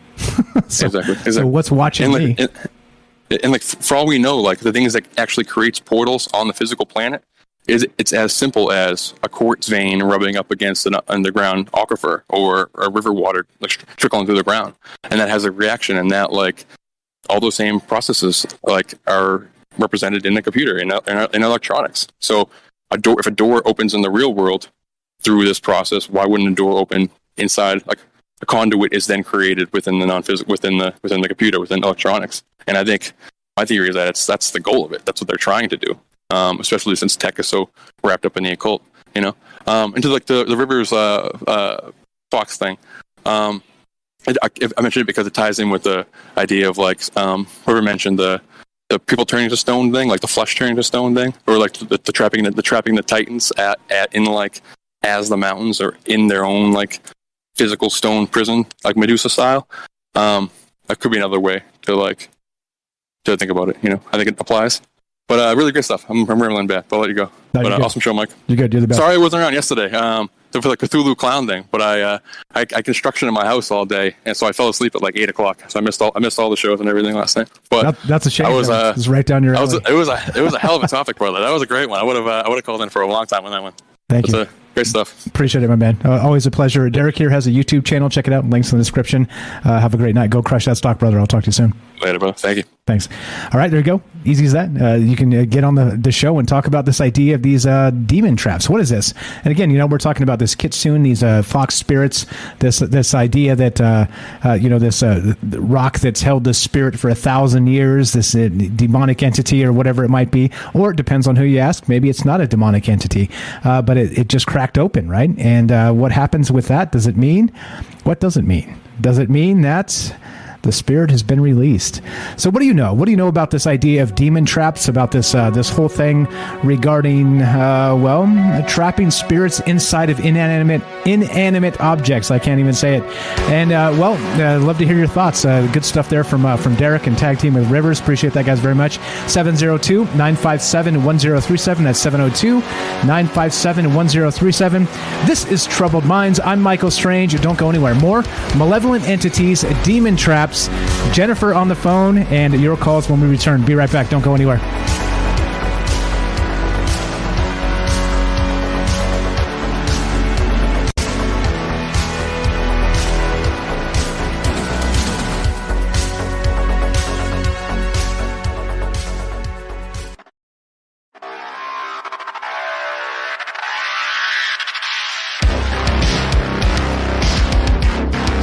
Welcome back to Troubled Minds. I'm your host, Michael Strange, and we are streaming on Rockfin, YouTube, DLive, and Twitter, and we are broadcasting live on the Fringe FM. We're taking your phone calls tonight as we discuss this idea of the demon trap. What the hell is that? And what it means is it possible to actually trap a spirit, malevolent or otherwise, in some sort of object, inanimate or otherwise? You tell me. Love to hear your thoughts. 702-957-1037. That's 702-957-1037, and we'll put you on the show. Lots of amazing stuff so far. The secret weapon of troubled minds is you, because you're always bringing up stuff I haven't considered, and that's what this is really all about. I can come up with a concept and spend several hours reading about lots of things, but still, it doesn't even come close to what you guys bring to the table every night. So I can't thank you enough, and great stuff from Derek there, the Night Stalker. Let's go to another fantastic individual, brilliant, ready to blow up your brain, Jennifer in Missouri. Welcome to Troubled Minds. How are you? Hey, what's up? No pressure. No pressure. How are you? What are your thoughts here? I'm sure you have some ideas on good. this. Good. This demon trap. I'm sure you've heard this term, right? So there's actually another term, or another thing that a demon trap sort of constitutes. I don't know if you know anything about that. If you do or don't, that's fine. I'll get to that a little bit later. But go right ahead. What are your thoughts on this tonight? I hadn't heard, which I was really surprised. But when you said demon trap, I hadn't heard of that. I was like, what? But I've heard of some of things like it. I've heard of tricking. I've heard of different beings being tricked into certain objects, and I've heard of objects being somewhat inhabited. And so I wondered about it. And I've heard of spirits being absorbed up into things and then being taken out of places. I've heard of that too. And in the case of this, I hadn't heard of this, of this rock in Japan that had this situation going on. I would think, though, if the people there say that there is a demon in that rock, then the pieces, I think, would be cursed. If that's what they think and that's what they say, then there must be reason they say it. And I would assume, because we've heard stories like that before, like with the petrified forest over here in the United States, they have that same kind of scenario going on, where if you take a piece of that petrified forest, the people would they'd take it from the forest, bring it home, and then they would have terrible things happen. And they'd write a letter of apology and mail it back and be and apologizing. And there were hundreds, if not thousands, of these letters of people who have gone there on vacation and taken pieces of this petrified forest and then kind of had a lot of bad luck associated with it. And, as far as the rocks having a spirit, see, that's what's weird too, because it's possible too that these rocks do have, there's been a big argument in that whole world for a long time. Do rocks have a spirit of some kind?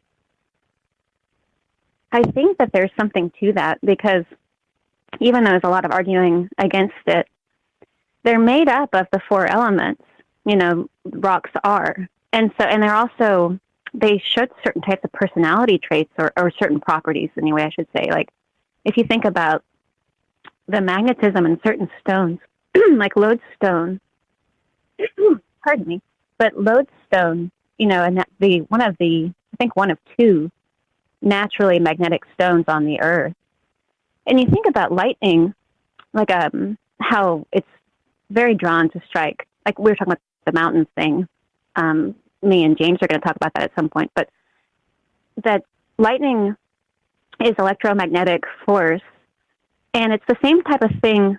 I mean, it's just a direct shoot of that type of energy, and it imbues an object. And kind of when it does that, the magnetic field of the earth in that area is sustained there for, it's frozen there for a while. The magnetism at that time that the natural field of the earth was displaying is trapped there for, an indefinite amount of time. And the stones, that's actually how geologists predict and tell what time a certain stone has come from, because of the magnetism, the amount of magnetism and what level and strength it is, depending on the time period because it changes all the time.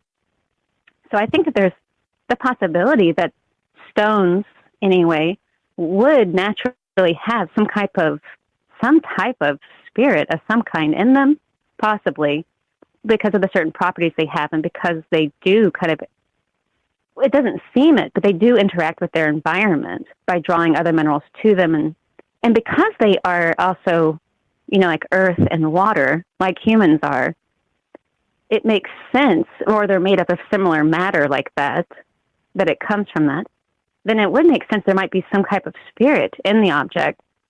As far as like trapping or putting a spirit with an object, I think that makes a lot of sense in that paranormal field but I think the power would be linked to the sorcerer or something, like the person who conjured up a demon through some magical means, and then convinced the demon to stay with this like a certain object, with the intention of doing some work for the sorcerer once they put the object in the place that they put it.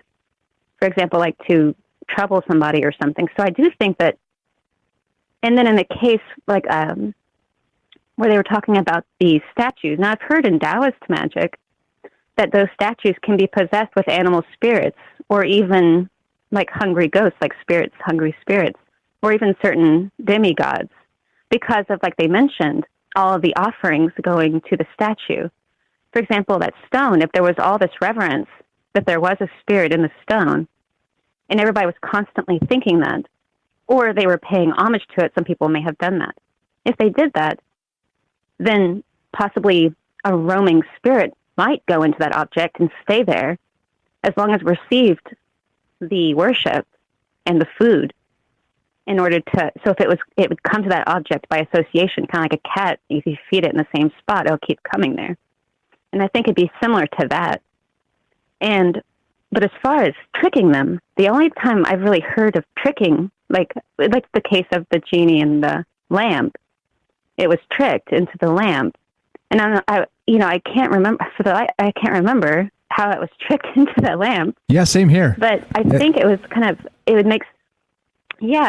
I think it would be the gist of having some intention, convincing the jinn of transporting it to some location, or by giving it some kind of habitation or a place to stay linked to.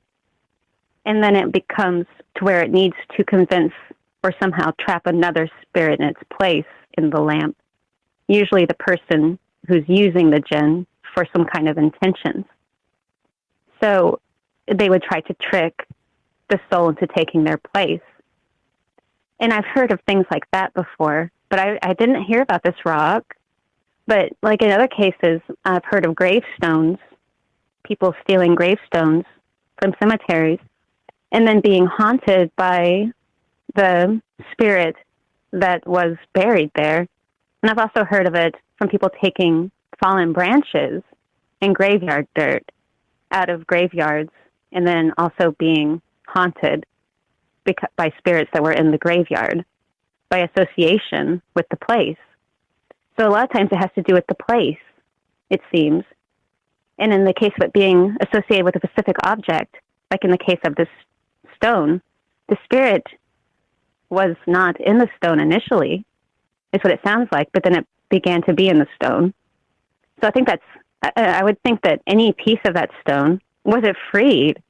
I would think that it would want to maybe, if the whole spirit was distributed throughout the entire stone, then possibly it would stay with the stone, I suppose, and maybe the pieces of it were then shattered if it was not. But if it was not whole and it wanted to be whole, see, I don't know.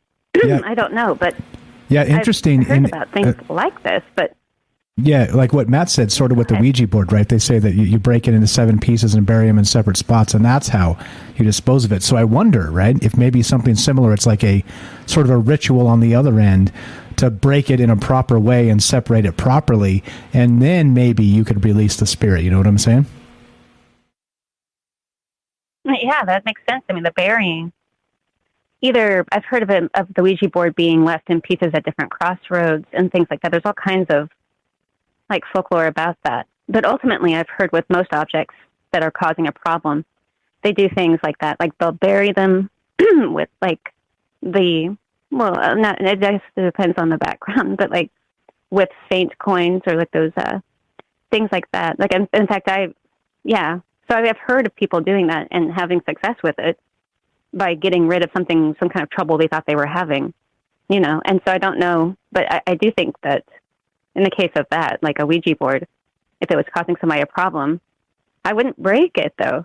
For some reason, I wouldn't. If they were like, should I break this thing? I'd be like, no, don't do that. Talk about trouble. I don't know, but that's just, I don't know why, but like I wouldn't want to do that. I would just want to, I would take it away from where I was. Like, because sometimes, a lot of times it's associated very much with there's something about that. When something's taken out of where it was, it stays with it. But if its power source was the place that it was, then it seems to fade or something.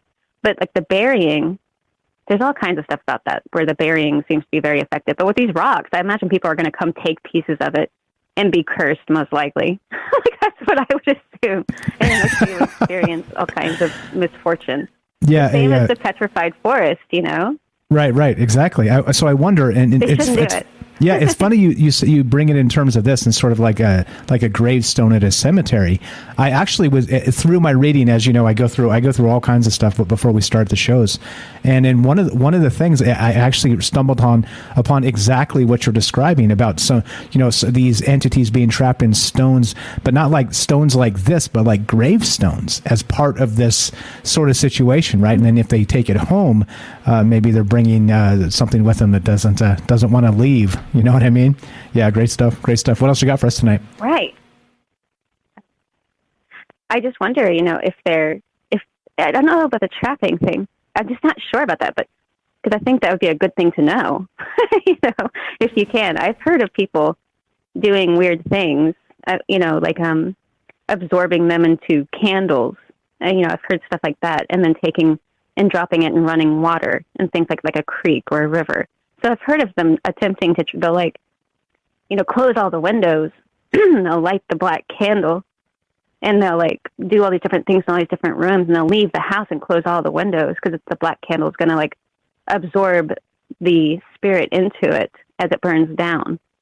And it tells the spirit though, they tell the spirit that this is going to happen to it.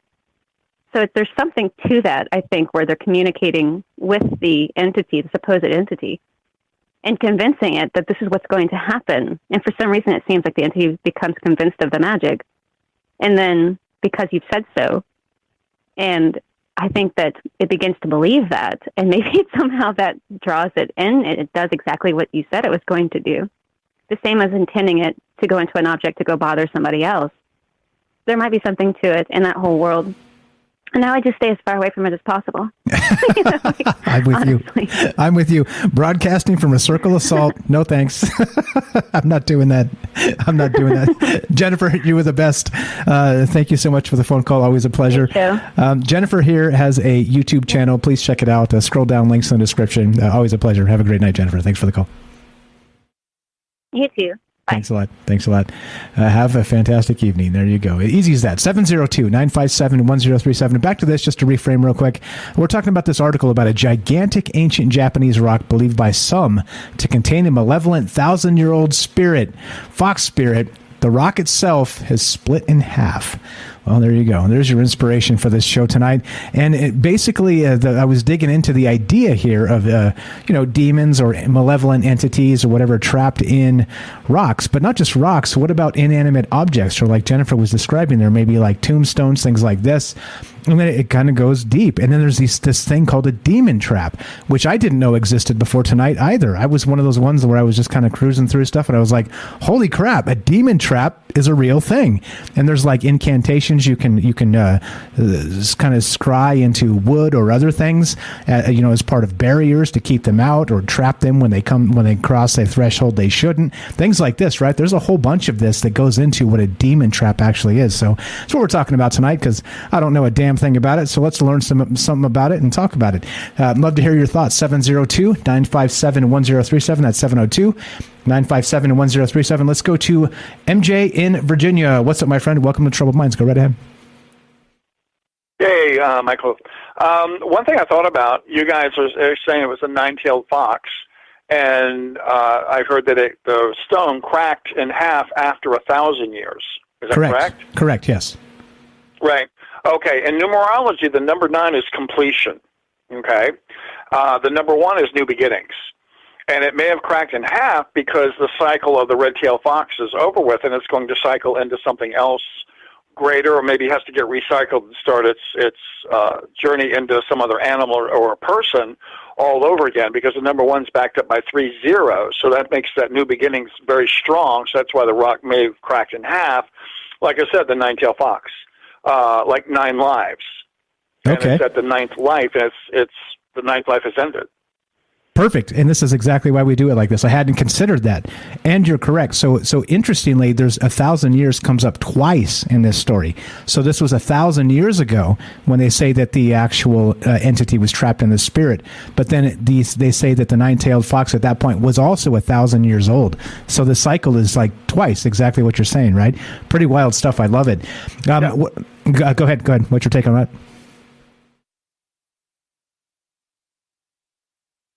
Hello, well, hello? I mean, the spirit itself could be recycling into something, maybe something greater spirit or something more, I wouldn't say benevolent, but more spiritual, in a sense that it's a good spirit. It basically, that energy is kind of cast out over everything, and it's not evil at all. It's quite the opposite. It's quite good, more for protection, because when you have energies or demons or stuff like that, they also have end cycles. And I don't think people realize that. They can go on for a long time. Let's say 1,000 years, 2,000, 5,000 years.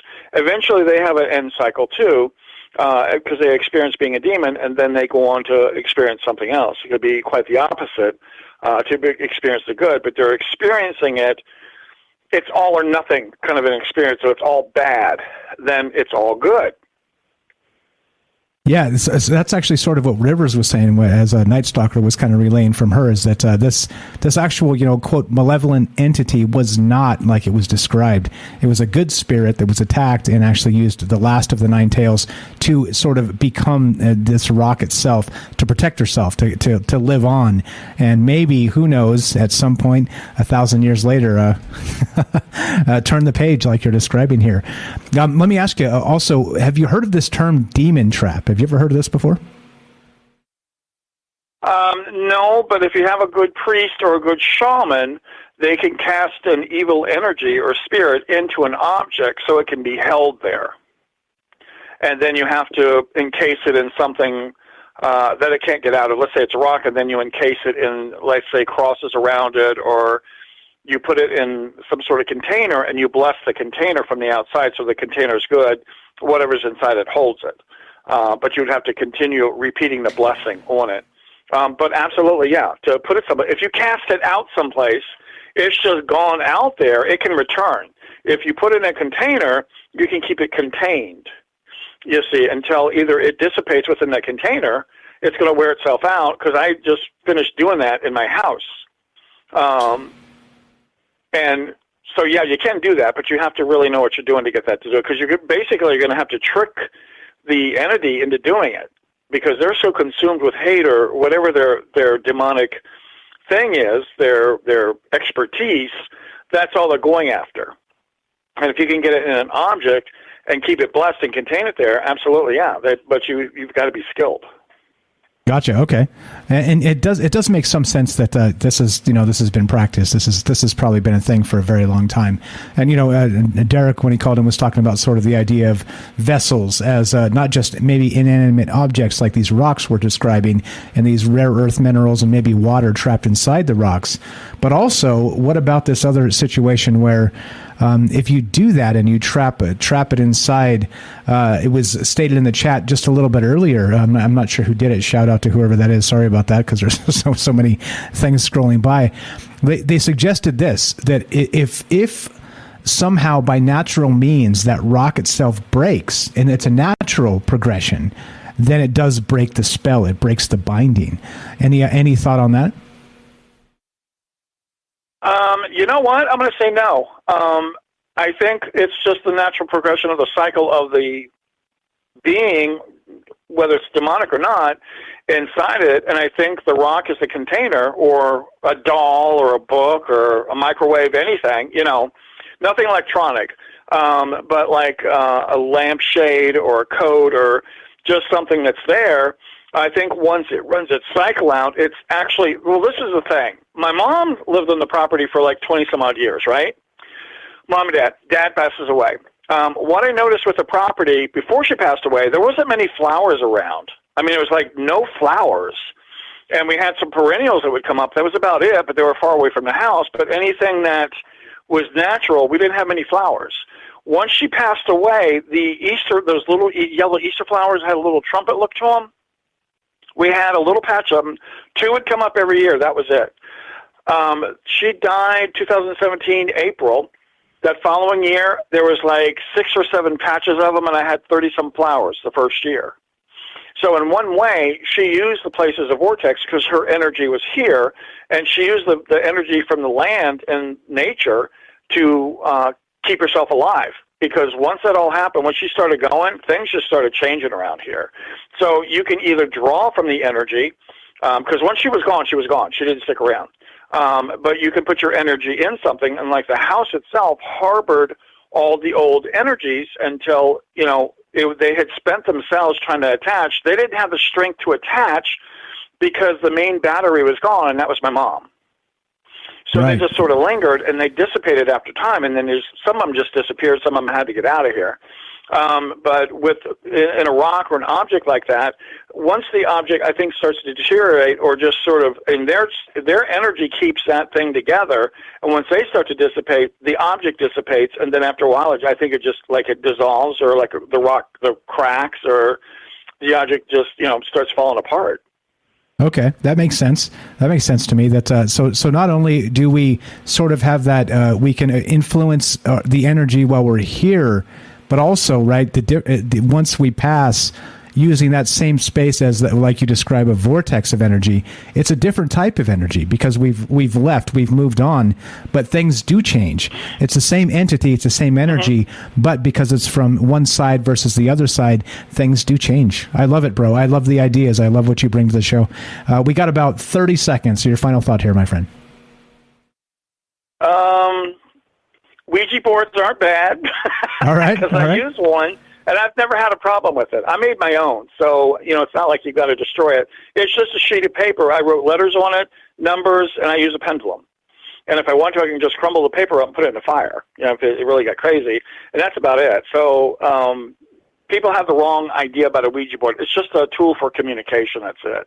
Gotcha. Okay, so I got one stupid question for you before I let you go. So if you make a made-in-China Ouija board, is it different? meaning, all the toxic plastic and crap they would put in that. It's a stupid question. I just wanted to make you laugh. You're the best, MJ. I appreciate the call. Always a pleasure. Have a fantastic night. Thanks for listening. Thanks for calling. All right, bye. Take it easy. I've been hanging on to that one for like an hour. I wanted to spring that before we took off, and MJ had set it up by bringing up the Ouija board again.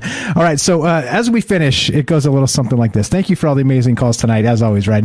I always say, and this is completely true, thanks for spending your time and energy here. That's the most important thing.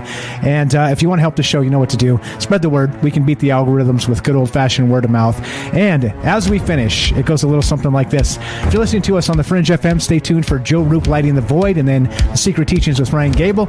If you're listening to us on any other platform, including the podcast feed, stay tuned for a third hour of Troubled Minds. And it goes exactly like this. Be sure, be strong, be true. Thank you for listening. From our Troubled Minds to yours, have a great night.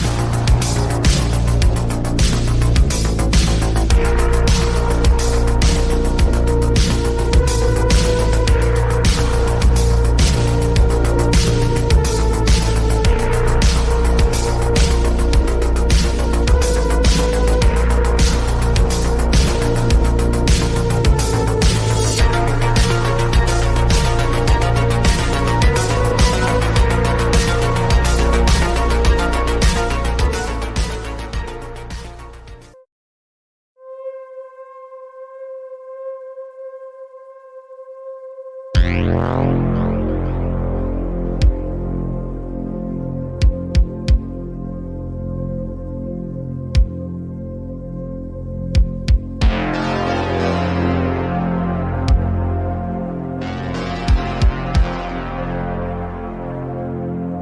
what I'm talking about. Hey, look. Right? So it's a concept. It's an idea. It's a seed idea that you throw it out there and you get amazing people that contribute, and look what happens. It was one idea. It was like, hey, look, could this be a thing? Is it a thing? And look, literally carried all night by amazing calls and amazing people. I can't thank you guys enough for being part of this. Like I said, the most important thing is to spend your time and energy here, and I appreciate it so much. You make it so easy to come back, so easy to just be part of this, and I'm honored, I'm blessed, and thank you so much. Like I always say, embarrassment of riches with all the amazing phone calls. And speaking of which, we're still taking your phone calls. Going to take a quick 2-minute break, and we're doing this, more of this, whatever this is. It's called Troubled Minds, and we're talking about malevolent entities and demon traps. We're going to get to the idea of actual demon traps and what they are. I stumbled across it tonight. It was sort of an accident that started with the seed idea. So more of that when we come back. 702-957-1037. That's 702-957-1037. Don't go anywhere. More Troubled Minds on the way. 2-minute break. Be right back.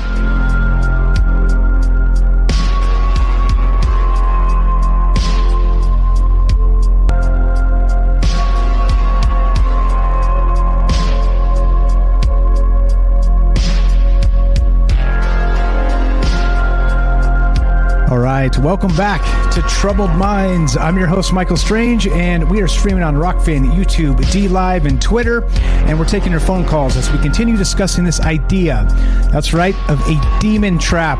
Is it possible to trap malevolent entities inside, well, things, or let's say vessels, people, let's say whatever, and that's really what we're talking about tonight. I had actually never heard the term demon trap ever until tonight, and I was kind of digging through some of this stuff as we, let's reframe this for just a sec, as I stumbled upon this article.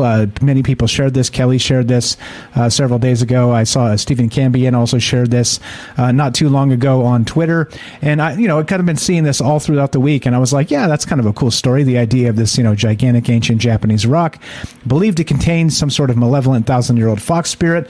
The rock broke in half, and so through natural means. Okay, and so of course the idea becomes, in many ways, is this possible that this whole thing can happen? And what happens when the rock breaks? Does it release the spirit?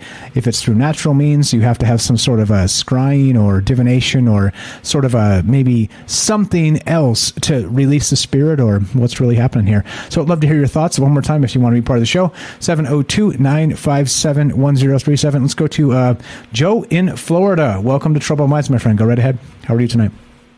Good evening, guys. How you doing? A-okay. Good show. Never heard of demon trap before either.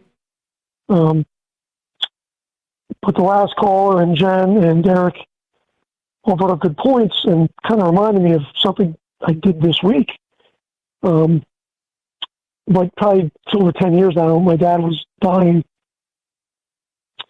and he had cancer, whatever, and he was still able to get around and move. So to keep him busy, I brought they used to make these windmill kits out of metal. You could get them at Harbor Freight at a store. So he liked to always build things and tinker. So I brought him that, and he was trying to put it together, but he was weak, and I helped him, and we put the windmill together. And it sat outside of my mom's house. Anyway, he died, and my mom moved, and she's living with us.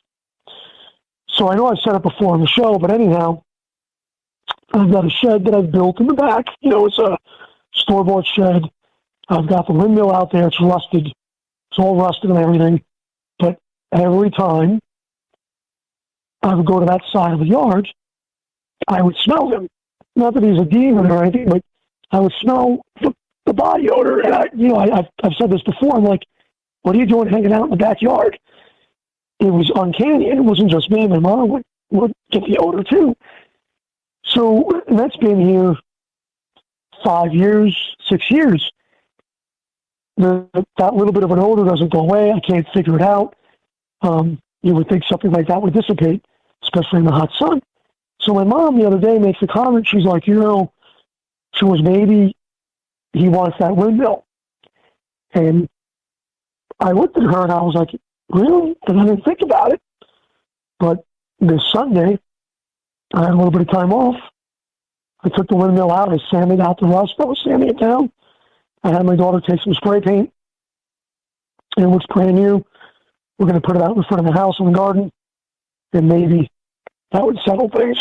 But when the last caller mentioned some objects here and there, that kind of snapped in my head because I was painting that windmill this weekend. Because it was his thought of the last thing that he was touching, the last thing that he was really touching and trying to put effort into, and then he passed away. So, I don't know. Other experiences that I had was when I was a kid, we did have a Ouija board. It was one of those Milton Bradley ones. It was up in New York. As a kid, I would mess around with it. I didn't really believe in it. It's a focus your energy type of thing. But the room I was in, I always had a bad feeling in. I always thought it was haunted.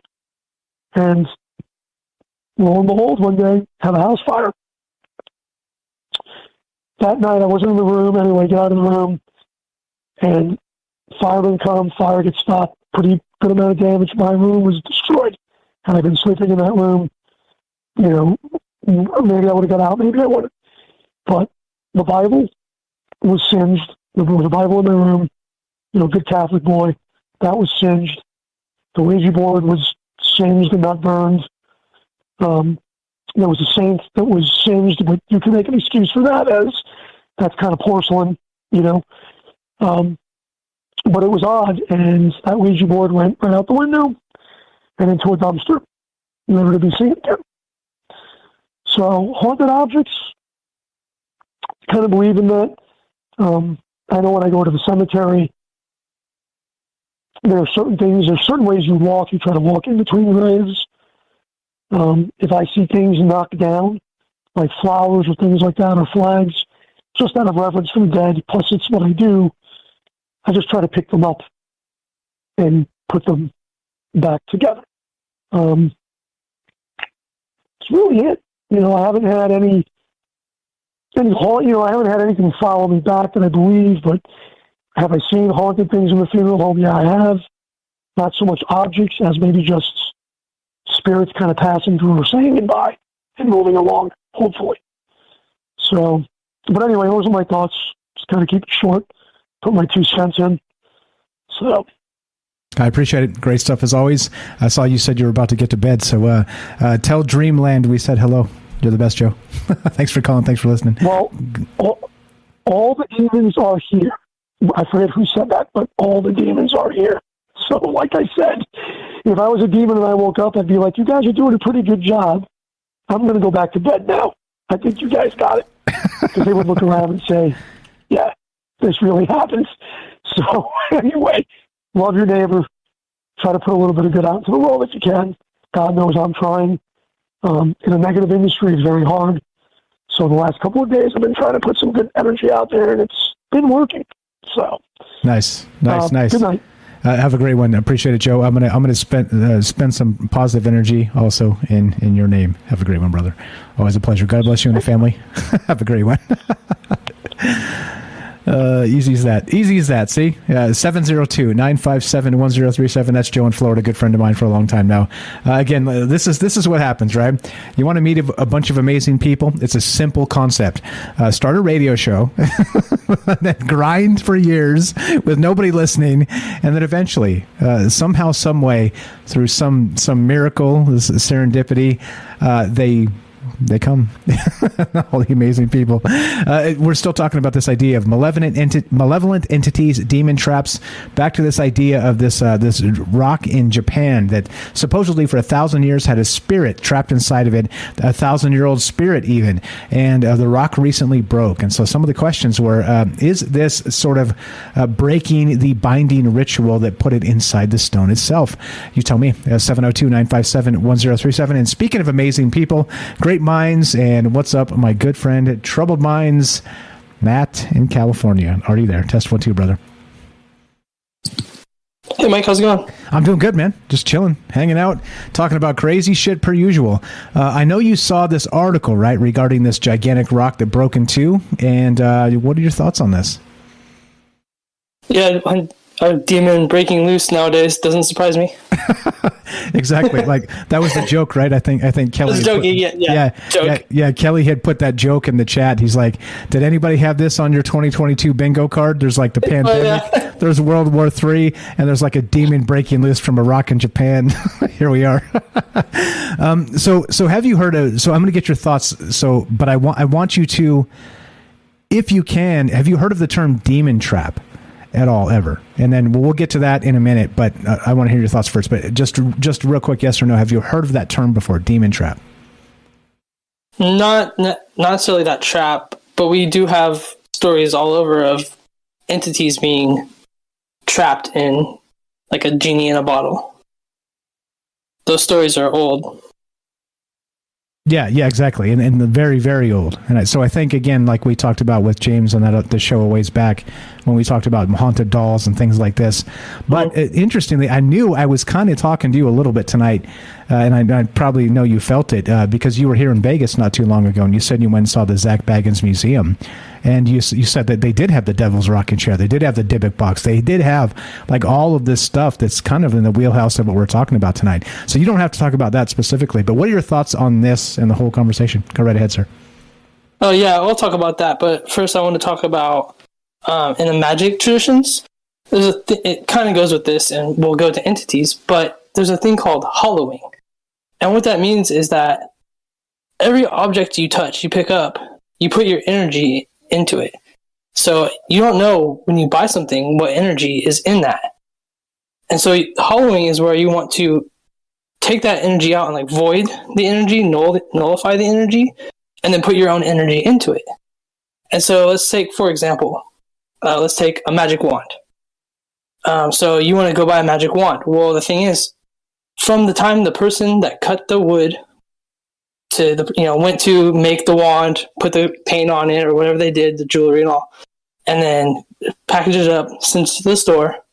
The store has its own energy. Anybody at the store could have picked it up. That energy goes into it. So you go to the store, you buy the wand.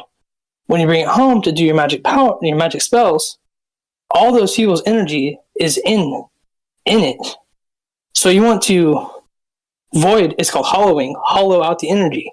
You suck the energy out, you push it down to the ground and neutralize it. And then you fill it with your energy, with your intent, what you want to do with it. If you want it to be a healing wand, you would fill the wand with healing power, your healing energy. And this is why, like magicians don't want muggles to touch their stuff, like touch their magic wands and stuff. Hey, put it down. I'm casting spells here. Don't touch my shit, bro. Don't touch my shit. Yeah, because you don't want other people's energy to go into something that you've took the time to hollow out and put your own energy into. Yeah, and so that makes sense. If that theory, just a theory, and that's what like psychometry comes from, where like when you hold like your grandma's necklace or something, you feel that energy. That's what that is. And so I think that from that, then you add the entity thing. If an object is all hollow, then you can trap an entity into it. So I want to go. I guess I could talk about the Zach Bagans thing. The Zach Bagans, the Devil's Rocking Chair. I don't think it's an entity in it. I think it's just has like residual haunted energy, because that the chair is where someone possessed was sitting in that chair when they performed the exorcism. Ed Warren, and if you get close to the chair, you could see where the holy water stained the chair, because he was performing the exorcism in that chair. So I don't think that the chair has the Devil's Rocking Chair, they call it. I don't think it has an entity in it. I think it's just a residual haunting. Now the Dybbuk box, that story is interesting because the Dybbuk box is this is a Jewish kind of entity. It's not necessarily a demon. It was like just a powerful spirit. But just like with anything, there's good people, bad people. There could be good spirits and bad spirits. And this spirit, I guess, was malevolent. So they made these wine boxes to trap the spirits in. and that the Dybbuk box there at Zach Bagans it has a spirit in it, and basically what the story is that this Dybbuk box had gone to like garage sales, and people had sold it, people had bought it, and everyone that owned it, whenever people have it, or if they open it, it's like bad things start happening to them. Like everyone around them starts getting sick and dying, and they just have bad luck. So they get rid of it. Zach Bagans picks it up for his haunted museum, and so so you go into this room. Go ahead. No, you're good. I'm just listening. You're good. Go right ahead. Okay. You go into this room, and the Dybbuk box is in the middle, and it's surrounded by this piece of glass. And then around that is circles of salt, of course, and sage. And the sage, they keep having to replace the sage like once a week, they say, because the sage like rots. It turns black and dries up. That's and wild. To me, to me, like I've been working with sage for years. I've never had that happen to me before, ever. I have sage bundles that are old. That never happens. And then, so they have it in this glass box on a pedestal in the middle of the room, and you can walk around it. And then I noticed there was something that wasn't on the show. There was another magical barrier of protection. And so the story goes is that like 2 weeks before I was there was this couple that went in there. This is the person, the tour guide telling me the story. There's a couple went in there, and this guy was like talking smack to the box, like, "What's in the box?" Just being a jerk. And all of a sudden, he passed out. When he fell over, the girl tried to catch him. He fell on her leg, and he broke her foot. So the tour guide is on the outside of the door, hearing this going on. She runs in, sees something's happening. They had to call, the ambulance. Ambulance had to go through the haunted museum, the ER people, to get this person out. That's funny. And so they're freaking out. Matt, nothing quite like a haunted ambulance. Yeah. And so they go in there, and they had to call Zach Bagans and tell him what happened. And so after this happens, Zach Bagans starts having these dreams where the Dybbuk box is going to make someone pass out. The spirit inside will make someone pass out and have them fall over and knock the pedestal over and knock the Dybbuk box off its pedestal. And if it opens, it could be free. So Zach Bagans he ordered to put another magical barrier protection around it. He made a thing out of wood. It's like black wood, and it's about 4 or 5 feet in between you and the box. So now it's a tighter space for you to walk. But in the wood, there's glass. And in the glass, have you ever seen the movie 13 Ghosts? I have not. And in 13 Ghosts, they have magic in the glass, magic spells in the glass. And in this glass was carved Hebrew or Jewish letters. And it was like Kabbalah text, Kabbalah scripture, like protection spells, words on it. And what's interesting about that is, it was weird, is that so after I came back from Vegas, I came home, and the night I came home, I woke up in the middle of the night to go to the bathroom, and I came back in the room, and we sleep with our TV on, and our TV was on, and there was the show playing that we used to watch, and it's called Judah. It's a vampire show on, I think it's on Hulu, and it's in Hebrew. It's in Jewish, but yet it's subtitled. You have to read it. And so it was weird that it just came on my TV. Like, I don't know how, I wasn't watching it or anything. It somehow Hulu got selected, and this Jewish show was on my TV, and they were speaking in Hebrew. There's your synchro, bro. Yeah, there's your bizarre synchro. That's so weird. Yeah, that's creepy. That's totally creepy. And so So Matt here actually got to see this stuff like firsthand, the Dybbuk box itself, right? This is the original Dybbuk box, right? Like I said, that also is from the Jewish tradition. Again, not a demon, just a powerful entity. You in particular, would you call yourself sensitive to these things? Can you sense spirits and things like this? Yeah, I don't like to call myself a sensitive, but I'm open to this stuff. In the Dybbuk box room, especially, I just felt a heaviness, like a weight on my shoulders. Like something was like behind me, like pushing down on my shoulders. So I stayed in there. I didn't stay in that room that long. I got out. Yeah, so that was going to be my question. So you did. So as you came through there, through the museum and saw the different things, and supposedly there's tons and tons of haunted things in there. So you were able to determine if something was bullshit or if something was actually like legitimately probably haunted, right? Yeah, I wouldn't say I had any real like experiences, just feelings. Like I said, certain things gave me different feelings. Certain things I was like, nope. But there was certain things that I wanted to see. I'll just give my endorsement for it. It's 2 hours of walking through a haunted museum of artifacts. So there's a lot there. Certain rooms I felt different in each room. Like in each room I'd feel this, feel that, feel a heaviness, feel fear, or just different. I felt different emotions and things. So it's but legit. I didn't have any experience. So it's legit though. It's legit. It's not just a bunch of horse shit that they put a bunch of like random objects and said they're old and said they're haunted. There's some weird shit going on in there. Yeah, it's a combination of both. There's things like oddities.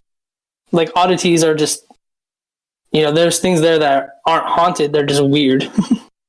Yeah. I can buy that. Yeah, I mean, if you go back 100 years, they were like having like dead people in circuses as they like drove around the country to show you dead people. I mean, there's weird shit going on. there's some weird shit for sure. Good night, Tom, over on Rockfin. I see you there.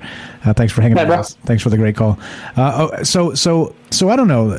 So regarding this, back to this demon trap stuff, or how about the idea of this spirit in the rock? What do you know about that? Or this maybe the Japanese kitsune? Is it kitsune? Yeah, with an N. I wanted to say kitsune with an M as in Mike, but no, it's N. So have you heard of this? I mean, like apparently, like you were saying, Sonic the Hedgehog, Tails has two tails. I mean, maybe there's something to that, right? Maybe it's kind of built into this idea of the kitsune in the Japanese tradition of this fox spirit that every 100 years gains another tail, right? Something like that.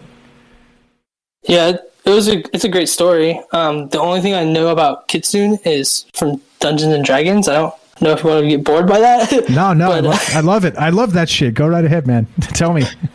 In Dungeons and Dragons, there's the kitsune, the fox people, and my cousin DM does the dungeon master. There's one where we're in the forest and we stumbled upon some kitsune in a cave. And my friend, he's drunk and he pisses off the fox people. And we had to fight him. And the thing I thought was cool was that we had to figure out how to fight them. Let me try to put it in layman's terms for Dungeons and Dragons. In Dungeons and Dragons, you have to do damage. So each creature has its own hit points. You have to make their hit points down to 0. So we were fighting the monster and it wasn't getting hurt. And we had to figure out that we had to attack each of its tails and cut its tails off. Then you can hurt the monster. That was in Dungeons and Dragons. Yeah, D&D. Like, I love it. I love that whole mythology of D&D because they basically have just like burgled all of like the world's mythologies and put them into one game. It's possible. Yeah, exactly. It's super amazing. But yeah, so it is a thing. You've heard of it, and but what's your thought on this idea of if the rock splits open? Does the spirit come out? Like some people in chat said that if it's a natural progression of the rock breaking, it does break the spell. Or does it not? I don't know. What's your thought on that? One of my thoughts was there's a thing that we also have is called time release spells. So, according to the story, was it a magician captured the monster? They cut its tails off and they captured the monster in the rock? What if they said, "This you will be captured for 1,000 years"? Well, that took care of it then. But then 1,000 years runs out, the spell wears off. Does that make sense? Yeah, exactly. So again, it's like a curse. It's like, I curse your family for 1,000 years, right? Like, it seems like a long time, but 1,000 years comes and goes, and then like the rock breaks. I mean, yeah. That's what I was thinking. Yeah, I love it. And this is exactly, this is exactly why we do it like this, because there's just a ton of shit that makes this conversation amazing. I just had no concept of, I hadn't thought of, because I'm just little old me. I can't think of it all. So I appreciate you guys chipping in and being part of this. What else you got for us tonight regarding demon traps, this idea of the kitsune and the rock, or anything else? What else you got, my man? I just want to say thank you for talking about weird stuff like that, because it does get me thinking and get us talking about just stuff that's out there. You got it, bro. Good stuff. My pleasure, man. Pleasure is all mine. I met amazing people like you. Tell Lacey I said hello. Thanks for listening. Thanks for calling. You're the best, brother. All right, man. Thank you. Have a good night. You too. There you go. Easy as that. If you want to be part of the show, 702-957-1037. That's my good friend Matt in California. We had dinner. He came here to Vegas, and I met him, and met his wife Lacey, and very nice people. They brought me some nice things and some toys for my dog, and just very, very kind. And you can tell, like, conscientious people, smart people that understand that, hey, let's spread some positivity and not be shitheads to each other. And it very much embodied in them. Just you could sense it. Very good energy from those folks. So we're still talking about this, guys. If you want to be part of the conversation, this whole idea, the gigantic ancient Japanese rock believed by some to contain a malevolent 1,000-year-old fox spirit has split in half. So did that mean that the spirit is now roaming free, or do you have to have some sort of incantation or maybe another spell to break the binding that happened? Or as Rivers said, maybe that's not what happened at all. So as the story goes, that this individual, let's get the name real quick, and then we'll go to Kelly. I see you there, Kelly. So that the actual individual was a 9-tailed kitsune, which is a fox spirit. Okay, and so they said that she was, supposedly seducing emperors and people and causing trouble the world over and all these other things. And so an army came down on her, and a famous samurai actually defeated her. And so I think the other version of the story, so I read a few different versions of the story just in brief tonight before we started, so I knew a little bit of what the hell I was talking about. And one of them, again, as Rivers was saying, is that in the big fight here with this kitsune spirit of 9 tails, that she actually had 8 of her tails cut off by said army and said famous samurai. What's his name? It's here. I've got the samurai's name. Samurai's name is Kazusa Hirotsune. There you go. You think I didn't come prepared? You think I didn't read this shit? I did. That's the samurai's name, okay? And so they say that he defeated her. And so in one of the tales here, and you can get the joke, tails, Tales, her 8 of her tails were cut off, and she preserved her 9th as her essence and became this rock. So again, like, there's so many different versions of this, but they just like sex sells, malevolent demon sell. So there you go. That's what makes the clickbait headlines. So what are your thoughts on this? Have you ever heard of the term, this idea of demon traps or anything else?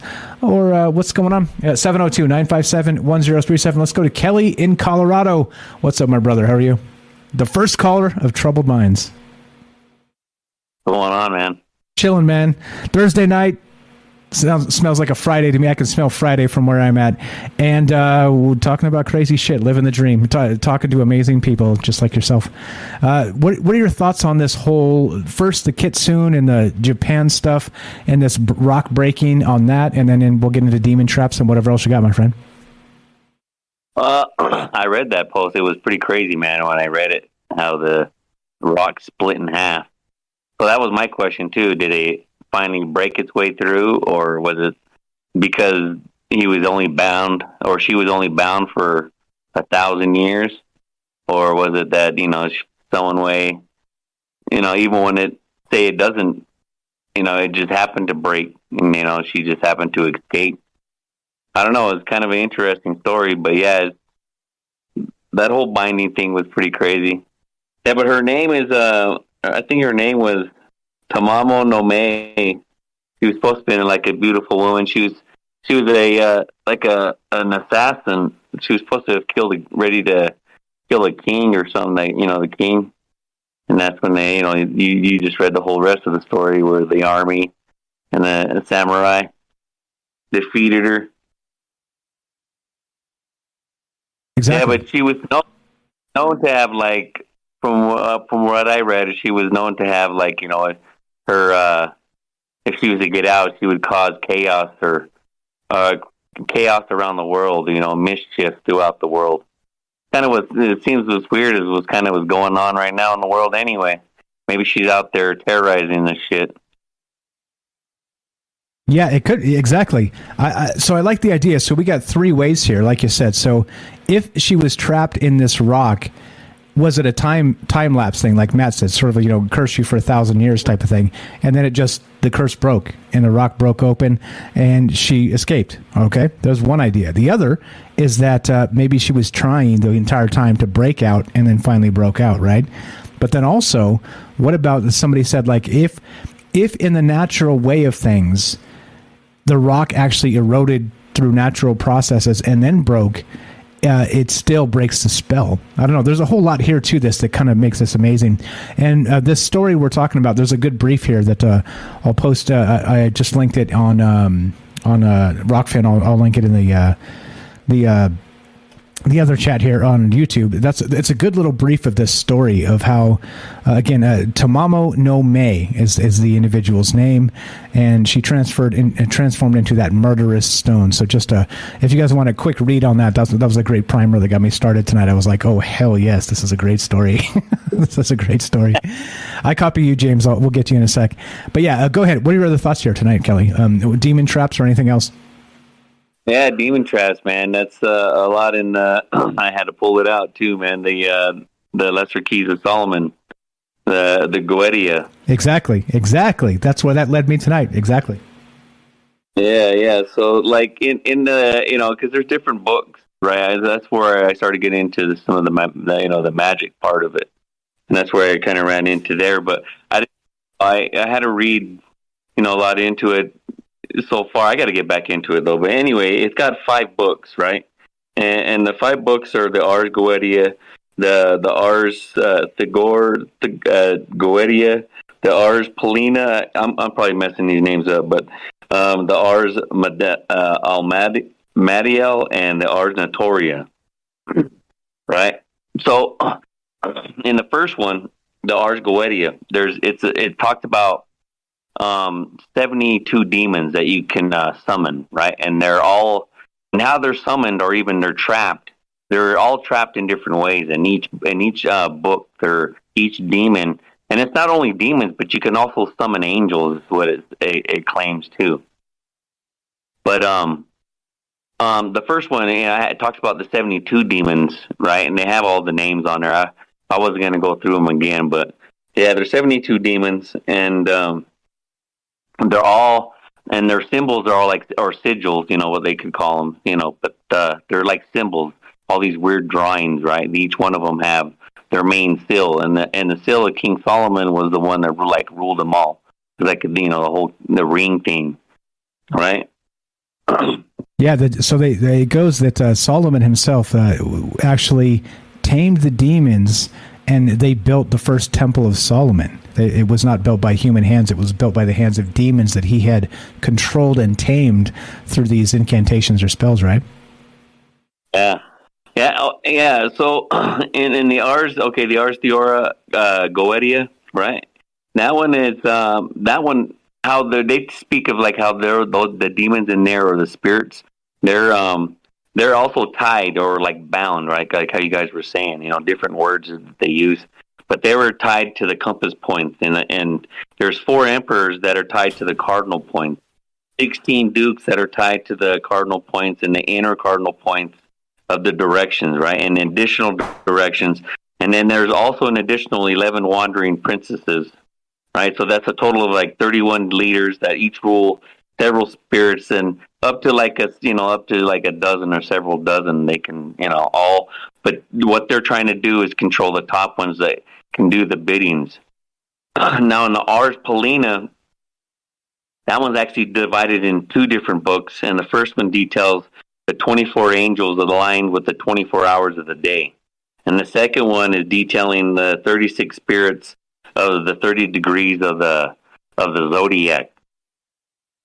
The Ars Almadel instructs the magician how to create a wax tablet with specific designs intended to contact angels by spraying. Right? So then the last one, the Ars Notoria, is the oldest of the five. And that one is it's a series of prayers. And it's kind of related to the ones that is called from the sworn book of the Honoris. It's intended to grant an eidetic memory and instantaneous learning to the magician. So he's got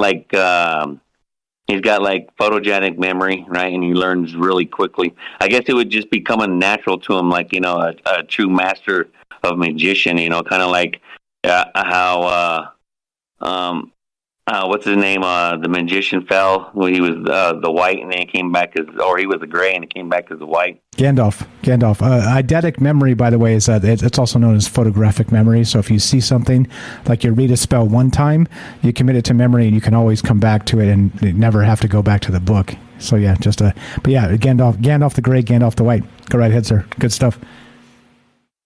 So, you're looking at some of that, and each one of those, or even you heard talk about, like, they're binding spirits or other things to, like, crystals or stuff like that, and you can, charm them, using by vibration and stuff. But, yeah, man, that binding, I believe, what's interesting is why they would be bound or bind themselves.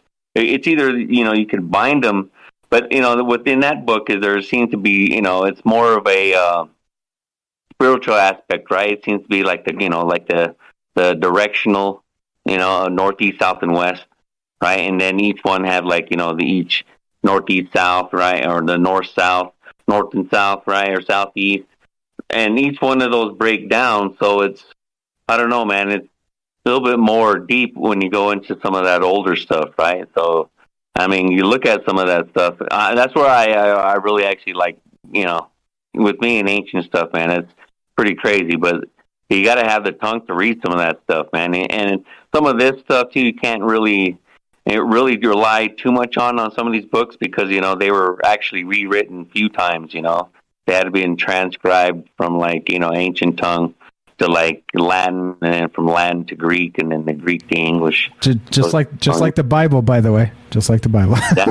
For FYI, you're reading a translation of a translation of a translation, and if you've ever tried to do it just in two languages, shit can end up weird.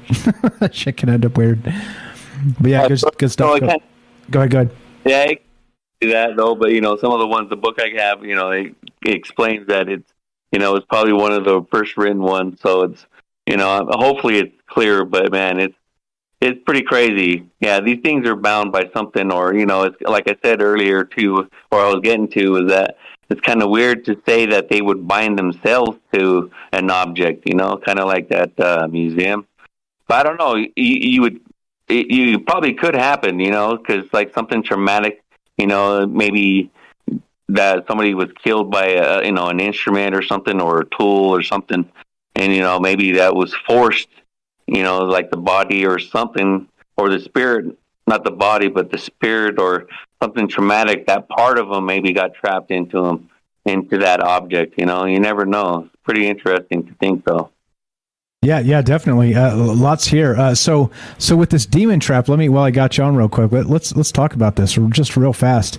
I got this article from Seeker.com. I'm just read you a little blurb here and get your thought on this.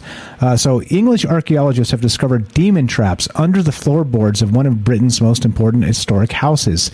And consisting of carved intersecting lines and symbols, The witch marks, as they're also known, were found in a bedroom at Knole, Knole, a huge stately home in Kent, which is considered one of the country's most precious historic houses, acquired by blah, blah, blah, blah, blah, blah, blah, blah. The markings had not been mentioned in any documents and remained hidden for more than 4 centuries. They came to light recently during restoration work by the Museum of London Archaeology, MOLA. Let's see, they concluded the witch marks were carved to ward off evil and prevent demonic possession in the period of superstition and paranoia that gripped England after the failed gunpowder plot of 1605. So basically, this is what led me down that rabbit hole tonight, is that it turned into this idea of maybe trapping a demon in an object, and then you see just the 2 words, demon trap, and then it becomes, it's a thing. It's actually a thing. Like they scrawled this stuff into the floorboards, maybe underneath stairs or on barriers, like I was talking about, doorways, to try and keep demons out, sort of thing. And apparently this particular house, by the way, was supposed to house the Pope, I believe it was. And so they had done all the spells, but the Pope had to cancel the trip, something like that, and never actually stayed in the house. But they did a whole bunch of pretty sort of ritualistic shit to make sure the Pope didn't get possessed in somebody's house. How crazy is that? Well, with that, we know what that reminds me of is how all these the ancient Catholic churches, right? When they would conquer these, or they would invade, I should say, when they these other countries, right? And they had some of these people had say that that's where their gods landed or whatever, or these ancient temples. Well, the church would come in and build a church on top of it, right?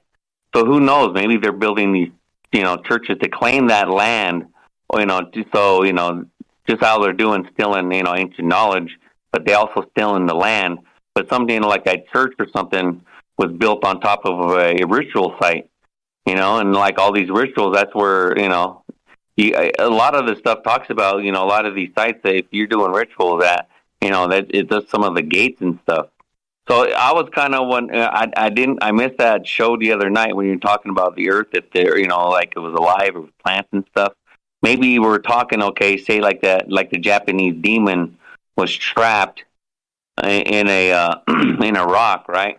Well, in some of these demons are trapped into where like a pit or what they call hell or something, or like a holding pit, right? So maybe the things that we're seeing, what we call, because some of these sigils, right? They're all pretty. If you see them, they're almost kind of a circle, but they have triangles, different designs inside of them. They're very these sigils are pretty crazy, man. They got it's all meaning with, also with mathematics and stuff as well, I'm pretty sure, but, with degrees and stuff, the way you're going to draw it. But what I'm getting to the point is maybe the shit that we're seeing is called crop circles, are these demons trying to bust their way out of some of this, on the inner earth that they're trapped down in, you know what I mean? Like the fallen angels or whatever they're talking about. Maybe those crop circles are trying to, lead us to a way to free them, you know what I'm saying? Yeah, like a whole nother thing. Again, we always talk about the definitions of these things, with spirits, demons, aliens. Shit. The shit. It's so sort of undefinable in terms of like I always say. Hey, look, I'm not going to make a differentiation in my mind between any of those things until you can capture one and put them in a zoo next to each other. I ain't trying to do that, but I get what you're saying. There's a lot of ways to look at this. And real quick, so Rivers just jumped in the chat over there on YouTube and said, tamamo-no-mae wasn't trapped in the stone. She was the stone. Ancient animal spirits take hundreds of years to evolve, and since her tails, as in her powers, the nine tails, were cut off, then she again needs a long time to absorb the essence of the elements, the moon, the sun, and earth, and so on, until she gained enough strength to transform again. So then I ask you, Rivers, and everybody else out there, and Kelly, this is for you as well. Does that mean after 1,000 years and the stone broke that she gained her 9 tails back and she's free? I think that's a lovely thought, don't you? Yeah, that's what I was kind of getting at too. But I didn't, the whole, there's, like you said, there's different stories for it where she did become like.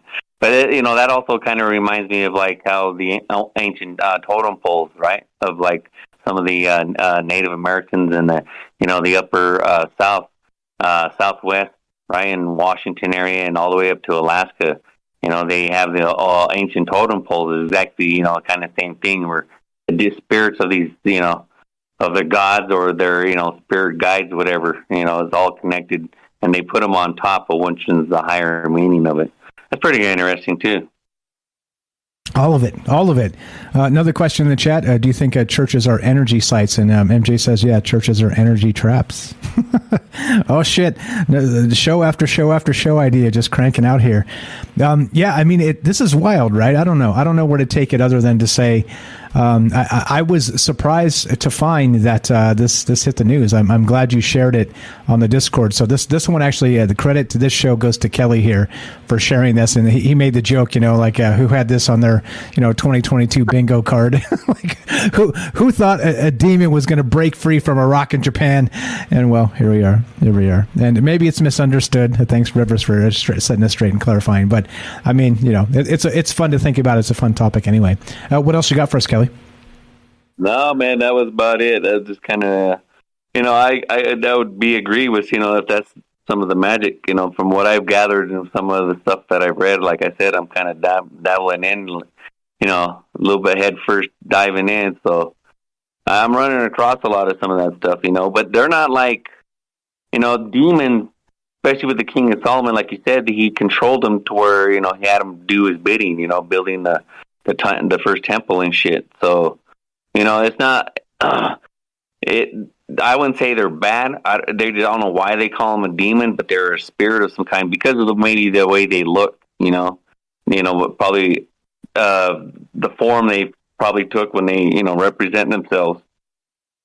Kind of like the Japanese mask, the demon mask that they wear, that's supposed to, that when they wear for like, and they sneaking around and stuff too, but it also helps fight, the demons that they have as well. It's just symbology, but it also means a lot of things too, incantations, and trying to, fight these things, maybe they are around, like I said, who knows, some of the ancients probably know more. I believe they knew more than us about a lot of the stuff anyway, and we've been pulled away from it for so long that they're running amok, man, just like this nine-tailed fox. Yeah, I'm crossing my fingers she escaped and she's out there in the world again. It's a nice thought. Kelly, you're the best, my friend. We got James right behind you. Always a pleasure. You're welcome to stay, as you know. You're the best, bro. Tell Michelle we said hi. All the good stuff. All right, wait a minute. Thanks, bro. You gonna hang out or you gonna bounce? No, I'll hang out. Okay, just asking because if you're gonna bounce, I'm not gonna. If you're going to hang out, I'm going to get back to you. Matt, sorry, not Matt. We're still talking about this. 702-957-1037. Did you hear this? The idea of this gigantic ancient Japanese rock believed to be by some to contain a malevolent 1,000-year-old fox spirit is split in half. Question tonight is, of course, can you trap entities, demons, malevolent or otherwise, in objects? Can they become objects? Again, thanks, Rivers, for clarifying on the story here. And also, what about when this thing broke open? Did this entity escape? And that's on my mind tonight. If you want to be part of the show, we're still taking your calls. Got a few minutes left for you. It's Trouble Minds Thursday, which is basically Trouble Minds Friday because F it, we just make our own days here. 702-957-1037. Let's go to James in Michigan. What's up, brother? Welcome to Trouble Minds. How are you? Good. Just had a few thoughts based on other calls. All great calls tonight and info as well from the chat. So I just wanted to figure I'd get back in here to share those real quick. Right on, 100%, man. Our cup runneth over. As Derek says, the Night Stalker, a murderer's row of calls almost every damn night. It's crazy. Go right ahead. What are your thoughts, my man? Well, first I wanted to agree with MJ earlier talking about the Ouija board not being bad. I do agree with him. It's a tool, and it can be used for many different ways, and I think there's levels of experience with it, and that can also lead to, there's just a lot of variables I think that can determine what happens. So I don't even know if, getting back to my little experience that I had at the store, I didn't feel anything evil. I just felt some other energy there next to me. And what's funny is, like I said, I hadn't even seen what was causing it until I actually looked closer, and oh, look at that, and it just makes me wonder about this. That kind of brings up what Jennifer said, and kind of what I was thinking earlier too, is that maybe, I think it was Jennifer, maybe some of these spirits, they hear about people focusing on, these stones or these rocks or these objects. Take your pick of whatever object out there, and so they go to those objects, maybe because they know there'll be so much focus on those objects and energy on one way or another, of one kind or another. Who knows what it is? But maybe it's our own, people's energy that they give to these objects. Maybe they go there on purpose to collect that energy. And so it's not that they were trapped there. It's that they went there intentionally. So, yeah, very interesting. Yeah. Also, I wanted to make this joke with you, but we were kind of running out of time when you were on the first time. But I was able to squeak it in a little bit earlier. Do you think that a made in China Ouija board is different? There's so much made in China these days. You never know. I don't know. It's meaning that a lot of people call them spirit boards now, and even make them themselves. Like MJ was saying, he makes his own, and some people handcraft these things and sell them. As either art or let's say non-made in China ways of contacting the devil, or whatever it is. Well, and I've even heard of at least in a couple of cases, people that are good with woodworking and things, making tables with the board already built into the tabletop. Yeah. Or I've seen this one meme that's always on Twitter, goes around from time to time, where they have this guy's living room, and his floor, his wood floor, has burned into it a Ouija board. Yeah, exactly. So it's it's sort of that burn art. What do they call it? Wood burning. And then it's burned, and then it's sanded, and then it's covered with like a nice lacquer finish. So it's just gorgeous. But the meme is right, when you're just kicking it on a Saturday night or something, and the Roomba summons a demon. Yeah, I was just thinking, what do they do? Use a Roomba? That's funny. Exactly. The Roomba comes rolling by. It's like, oh, oops. Meet Mephistopheles or whoever. Does it have a cat on it? That's exactly. Yeah, the Roomba with a black cat sitting on top. How could this go wrong? Yeah. Because cats. I mean, they're Oh yeah. But, if they can make it go wrong, they're going to make it go wrong. I had this cat that was she was a little terror, right? I loved her to death.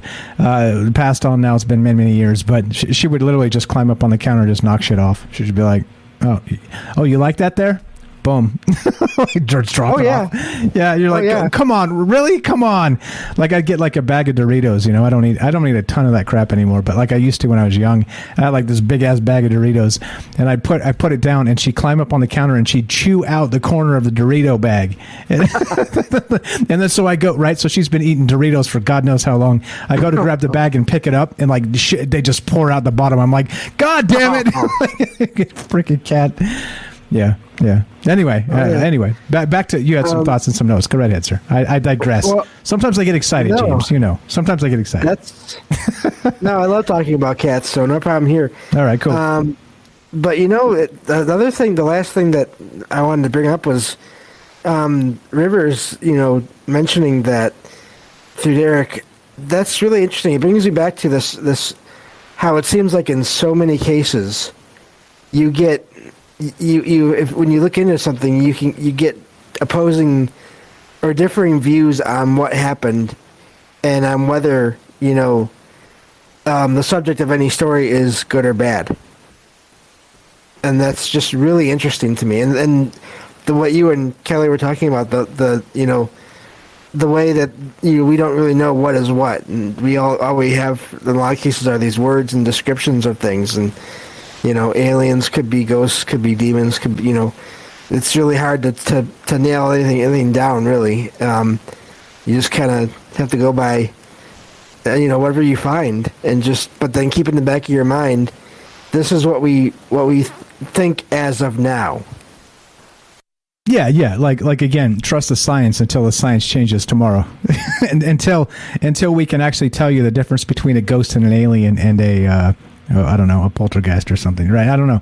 Like there's I agree. I'm with you, and I think that's what makes these conversations so fascinating is once you kind of like break down the barriers of the definitions, like shit seems to blend together decently well, doesn't it? It does. It does. I mean, and even just in the way you hear about, when aliens come and go, or people see them in their houses, there's poltergeist activity after. Or even with some cryptids, people will say that they know there is a cryptid in this forest because they had objects that were thrown at them, but then they never saw anything there or heard anything there, and they just had these objects thrown at them. And it comes down to how stories are passed down but how do you know what or who was really throwing things or dropping things or whatever, unless you see it. And even then, so it's just like I always say, I don't know anything. All I can do is say I've seen this pattern and I've heard this and that story, and so that's really, but yeah, everything really does get blurry the more you look into it. Yeah, 100%. So let me ask you: Has Logan made any demon traps in your house, James? Not that I know of, but that doesn't mean anything. that doesn't mean shit, because she may be like scratching sigils into the carpet when you're not watching. Hey, what can you do? Hey, I'm just summoning demons here. Don't mind me. I tell you what, there's been 2 times where she was literally either astral projecting or she teleported.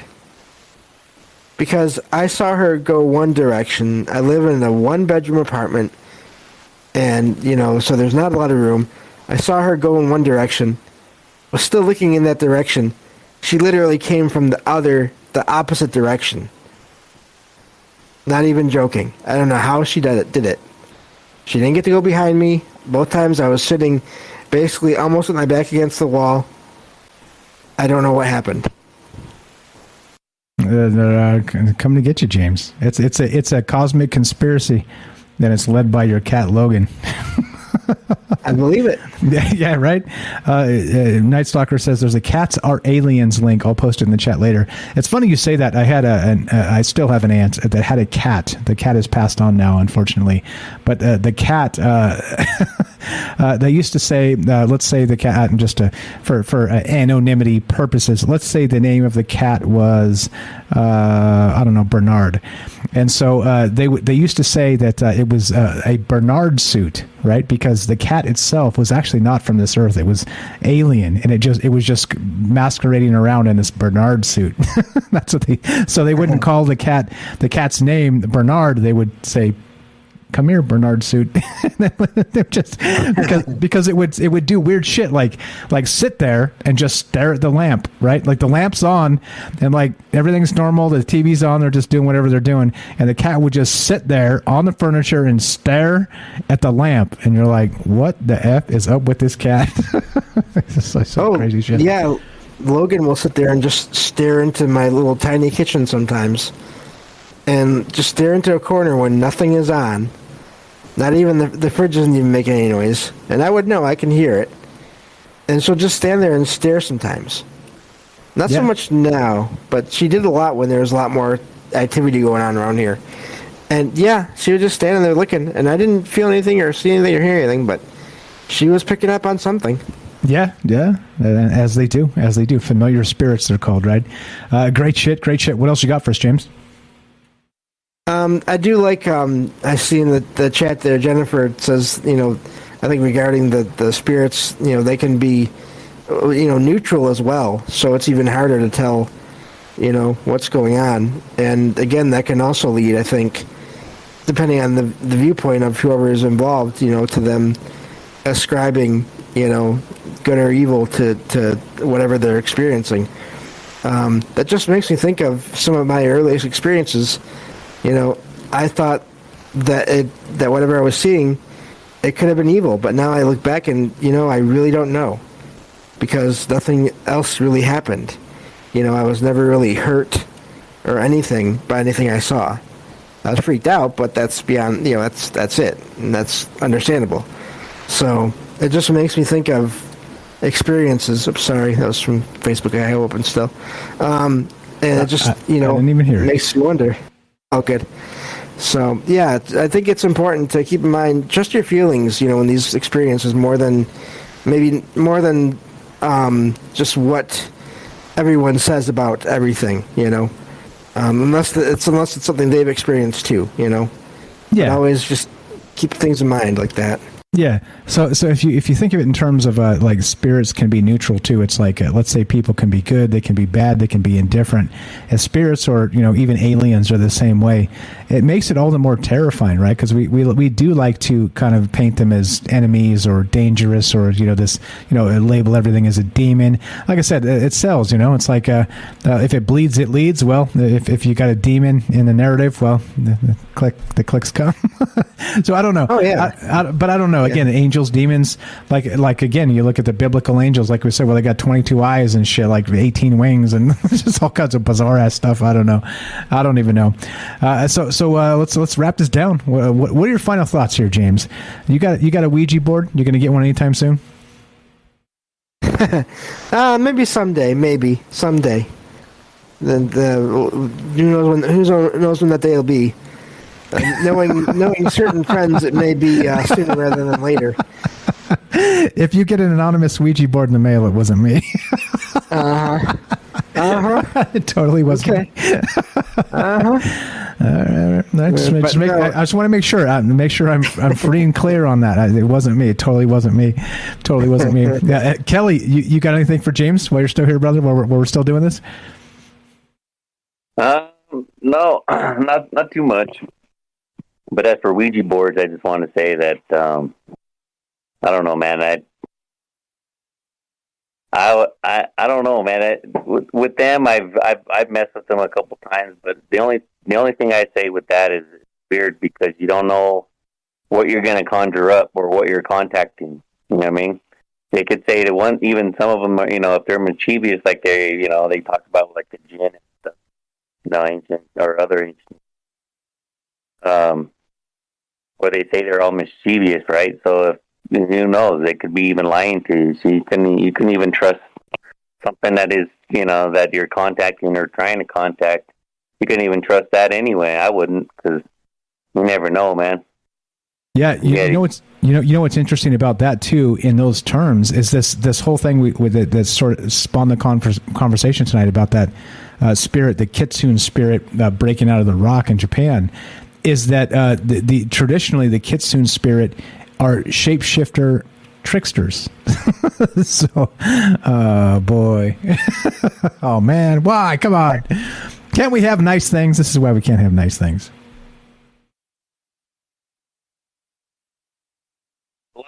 All known as tricksters. So I don't know, man. Yeah, I wouldn't be. I mean, like I said, I played with them before, and some weird shit's happened. You know what I mean? I got stories too, but not. I mean, it's just some. But that's what I just want to get to. Is just that point was you just never know, man, because you never what's going to come through the other side, unless especially if you think you're trying to contact a loved one, and they could be fooling you too. So just be careful. Agreed. 100%. Be careful. If it says it's grandma, it may not be grandma. All right, let's get that out of here. Kelly, you're the best, brother. Always a pleasure. We're done. The bad news is we're done. The good news is, God willing, we've got tomorrow. And tomorrow is Not Troubled Minds at Night. We have the news show at 3 p.m. Pacific on Twitch. And that's what's up. Thank you again, all the amazing phone calls tonight. We got James and Kelly here, so I'm going to thank them personally. Thank you, James. Thank you, Kelly. I appreciate you guys hanging out, listening, being part of this, and just having a fantastic conversation. So personal thanks to you and everybody else out there that called in tonight. All the amazing folks in chat. Special shout out to Rivers for setting my actual mythology straight. And you can't. Hey, if there's 12 different stories and you're reading them all and you're like, fuck, how am I supposed to do this? That's how you do this. So thanks for being you guys. Again, spending your time and energy, like I always say, is the most important thing. So let's do it. Let's get the F out of here. Don't forget, James, are you starting the series on mountains tomorrow? And is that going to be with Jennifer, or is that another time? That's going to be tomorrow. We're going to start that series, and I've basically invited Jennifer to be on whenever she's available to be on. So, so it'll be tomorrow starting that series, and last I heard, she's going to be on tomorrow, and then we'll see where we go from there. Okay. All right. There you go. Check it out. Do give James a follow. Salcedo Paranormal. Links in the description. You know what to do. Go join his Discord and say hello. And I'm going to actually link his Discord real quick. I said I was going to last night, and I didn't because you said you got it. I think we dropped the ball. So I think I forgot to. Yes, exactly. So I'm going to do it right now while I'm thinking about it because it just takes a second to do. And go say hi. Go meet James and all the amazing people that are part of that as well. Here's the actual link to his Discord, and go hang out. He does paranormal stuff 5 nights a week, and you can catch him at 5 p.m. Pacific or 8 p.m. Eastern. And you can tell I've done this a time or two, James. I know exactly. I could even read your URL for your podcast from memory, but I'm not going to do it because I don't want to show off too much.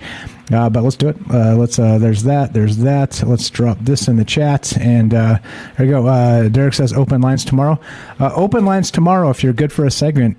Derek, you want to do open lines tomorrow, or are you daring me? You daring me? If people are going to call, we'll do open lines. We'll do an open lines Friday, and maybe if you're going to do that, then I guess I'll be there.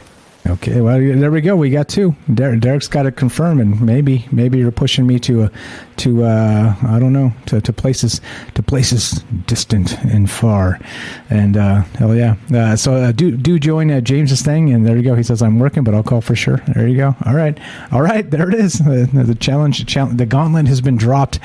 Oh boy. All right. So as we finish, it goes a little exactly something like this.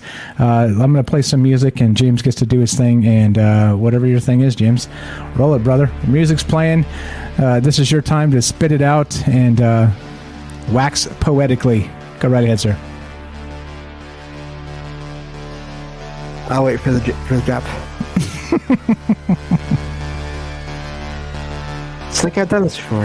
Yeah, right? Like we've done this before.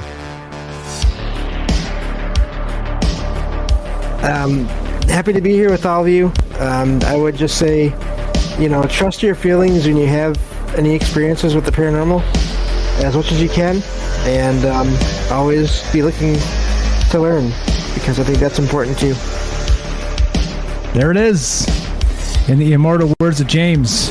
I got one for you too as we get the hell out of here. I had this on my mind the last couple nights. I thought it was an amazing quote, and this is kind of what inspired the show tonight as well. Behind every man now alive stand 30 ghosts. For that is the ratio by which the dead outnumber the living. And that, of course, was by Arthur C. Clarke. Boom. Nice. Boom. All right, let's get the hell out of here. Yeah, I like that one a lot. I can't find the actual source. I'm still trying to dig the source out, but I saw it on one of those quote things somewhere, and I'm like, I don't like just taking it's like Abraham Lincoln said, yo, buy Bitcoin, yo, quote Abraham Lincoln. No, fuck off. Abraham Lincoln didn't say that. He didn't fucking say that. So I don't like to use the quotes until I can actually verify they came from. So I haven't actually verified exactly the source, but I think it's legit because I came up with a bunch of Arthur C. Clarke stuff. I just haven't found it yet. I'm still working on it, but I think it's amazing. All right, so as we get out of here, the bad news is we're done. The good news is, God willing, we got tomorrow. Maybe stay tuned. Maybe we have a Friday show tomorrow. Maybe open lines. Maybe just some random shit. We could do like a news show and just call-ins and all kinds of bullshit. Hey, I'm ready. I've talked about doing Clown World Fridays. Yeah, just talking about how, news stories are just completely upside down and just kind of using it as sort of like a loose sort of, hey, let's talk about how shit's fucked. Maybe we'll do that. Anyway, if you want to be part of that, well, stay tuned. Join the Discord, troubleminds.org. Click the Discord link. If you want to help the show, there's a number of ways. Number 1, there's a Patreon. 2, there's a Rock Bin. You can also sub up at Twitch. It's part of an Amazon Prime account. It's already paid for if you've paid for Amazon Prime. If you don't want to pay money, and I understand completely, tight times, all that stuff, etc., so on, but you do like the show, you listen to the podcast feed, Spotify, iTunes, all the things. You listen. Every time you listen, it gives me a few cents. So please do that and go listen to some old shows. There's some gold in there. James is in there. Jennifer's in there. Night Stalker's in there. Kelly's in there. All the people that call into this show, they're in there. Go check it out. All right, so there you go. Easy ways. And most importantly, just come back, spend your time and energy. Thank you so much for all the amazing chat out there. Thanks for caring. Thanks for caring. Thanks for caring. All right, it goes exactly like this. You want to do it, James? Sure. Roll it. Actually, be sure. Be strong. Be true. Thank you for listening. From our troubled minds to yours, have a great night. Nice work, James. Thank you.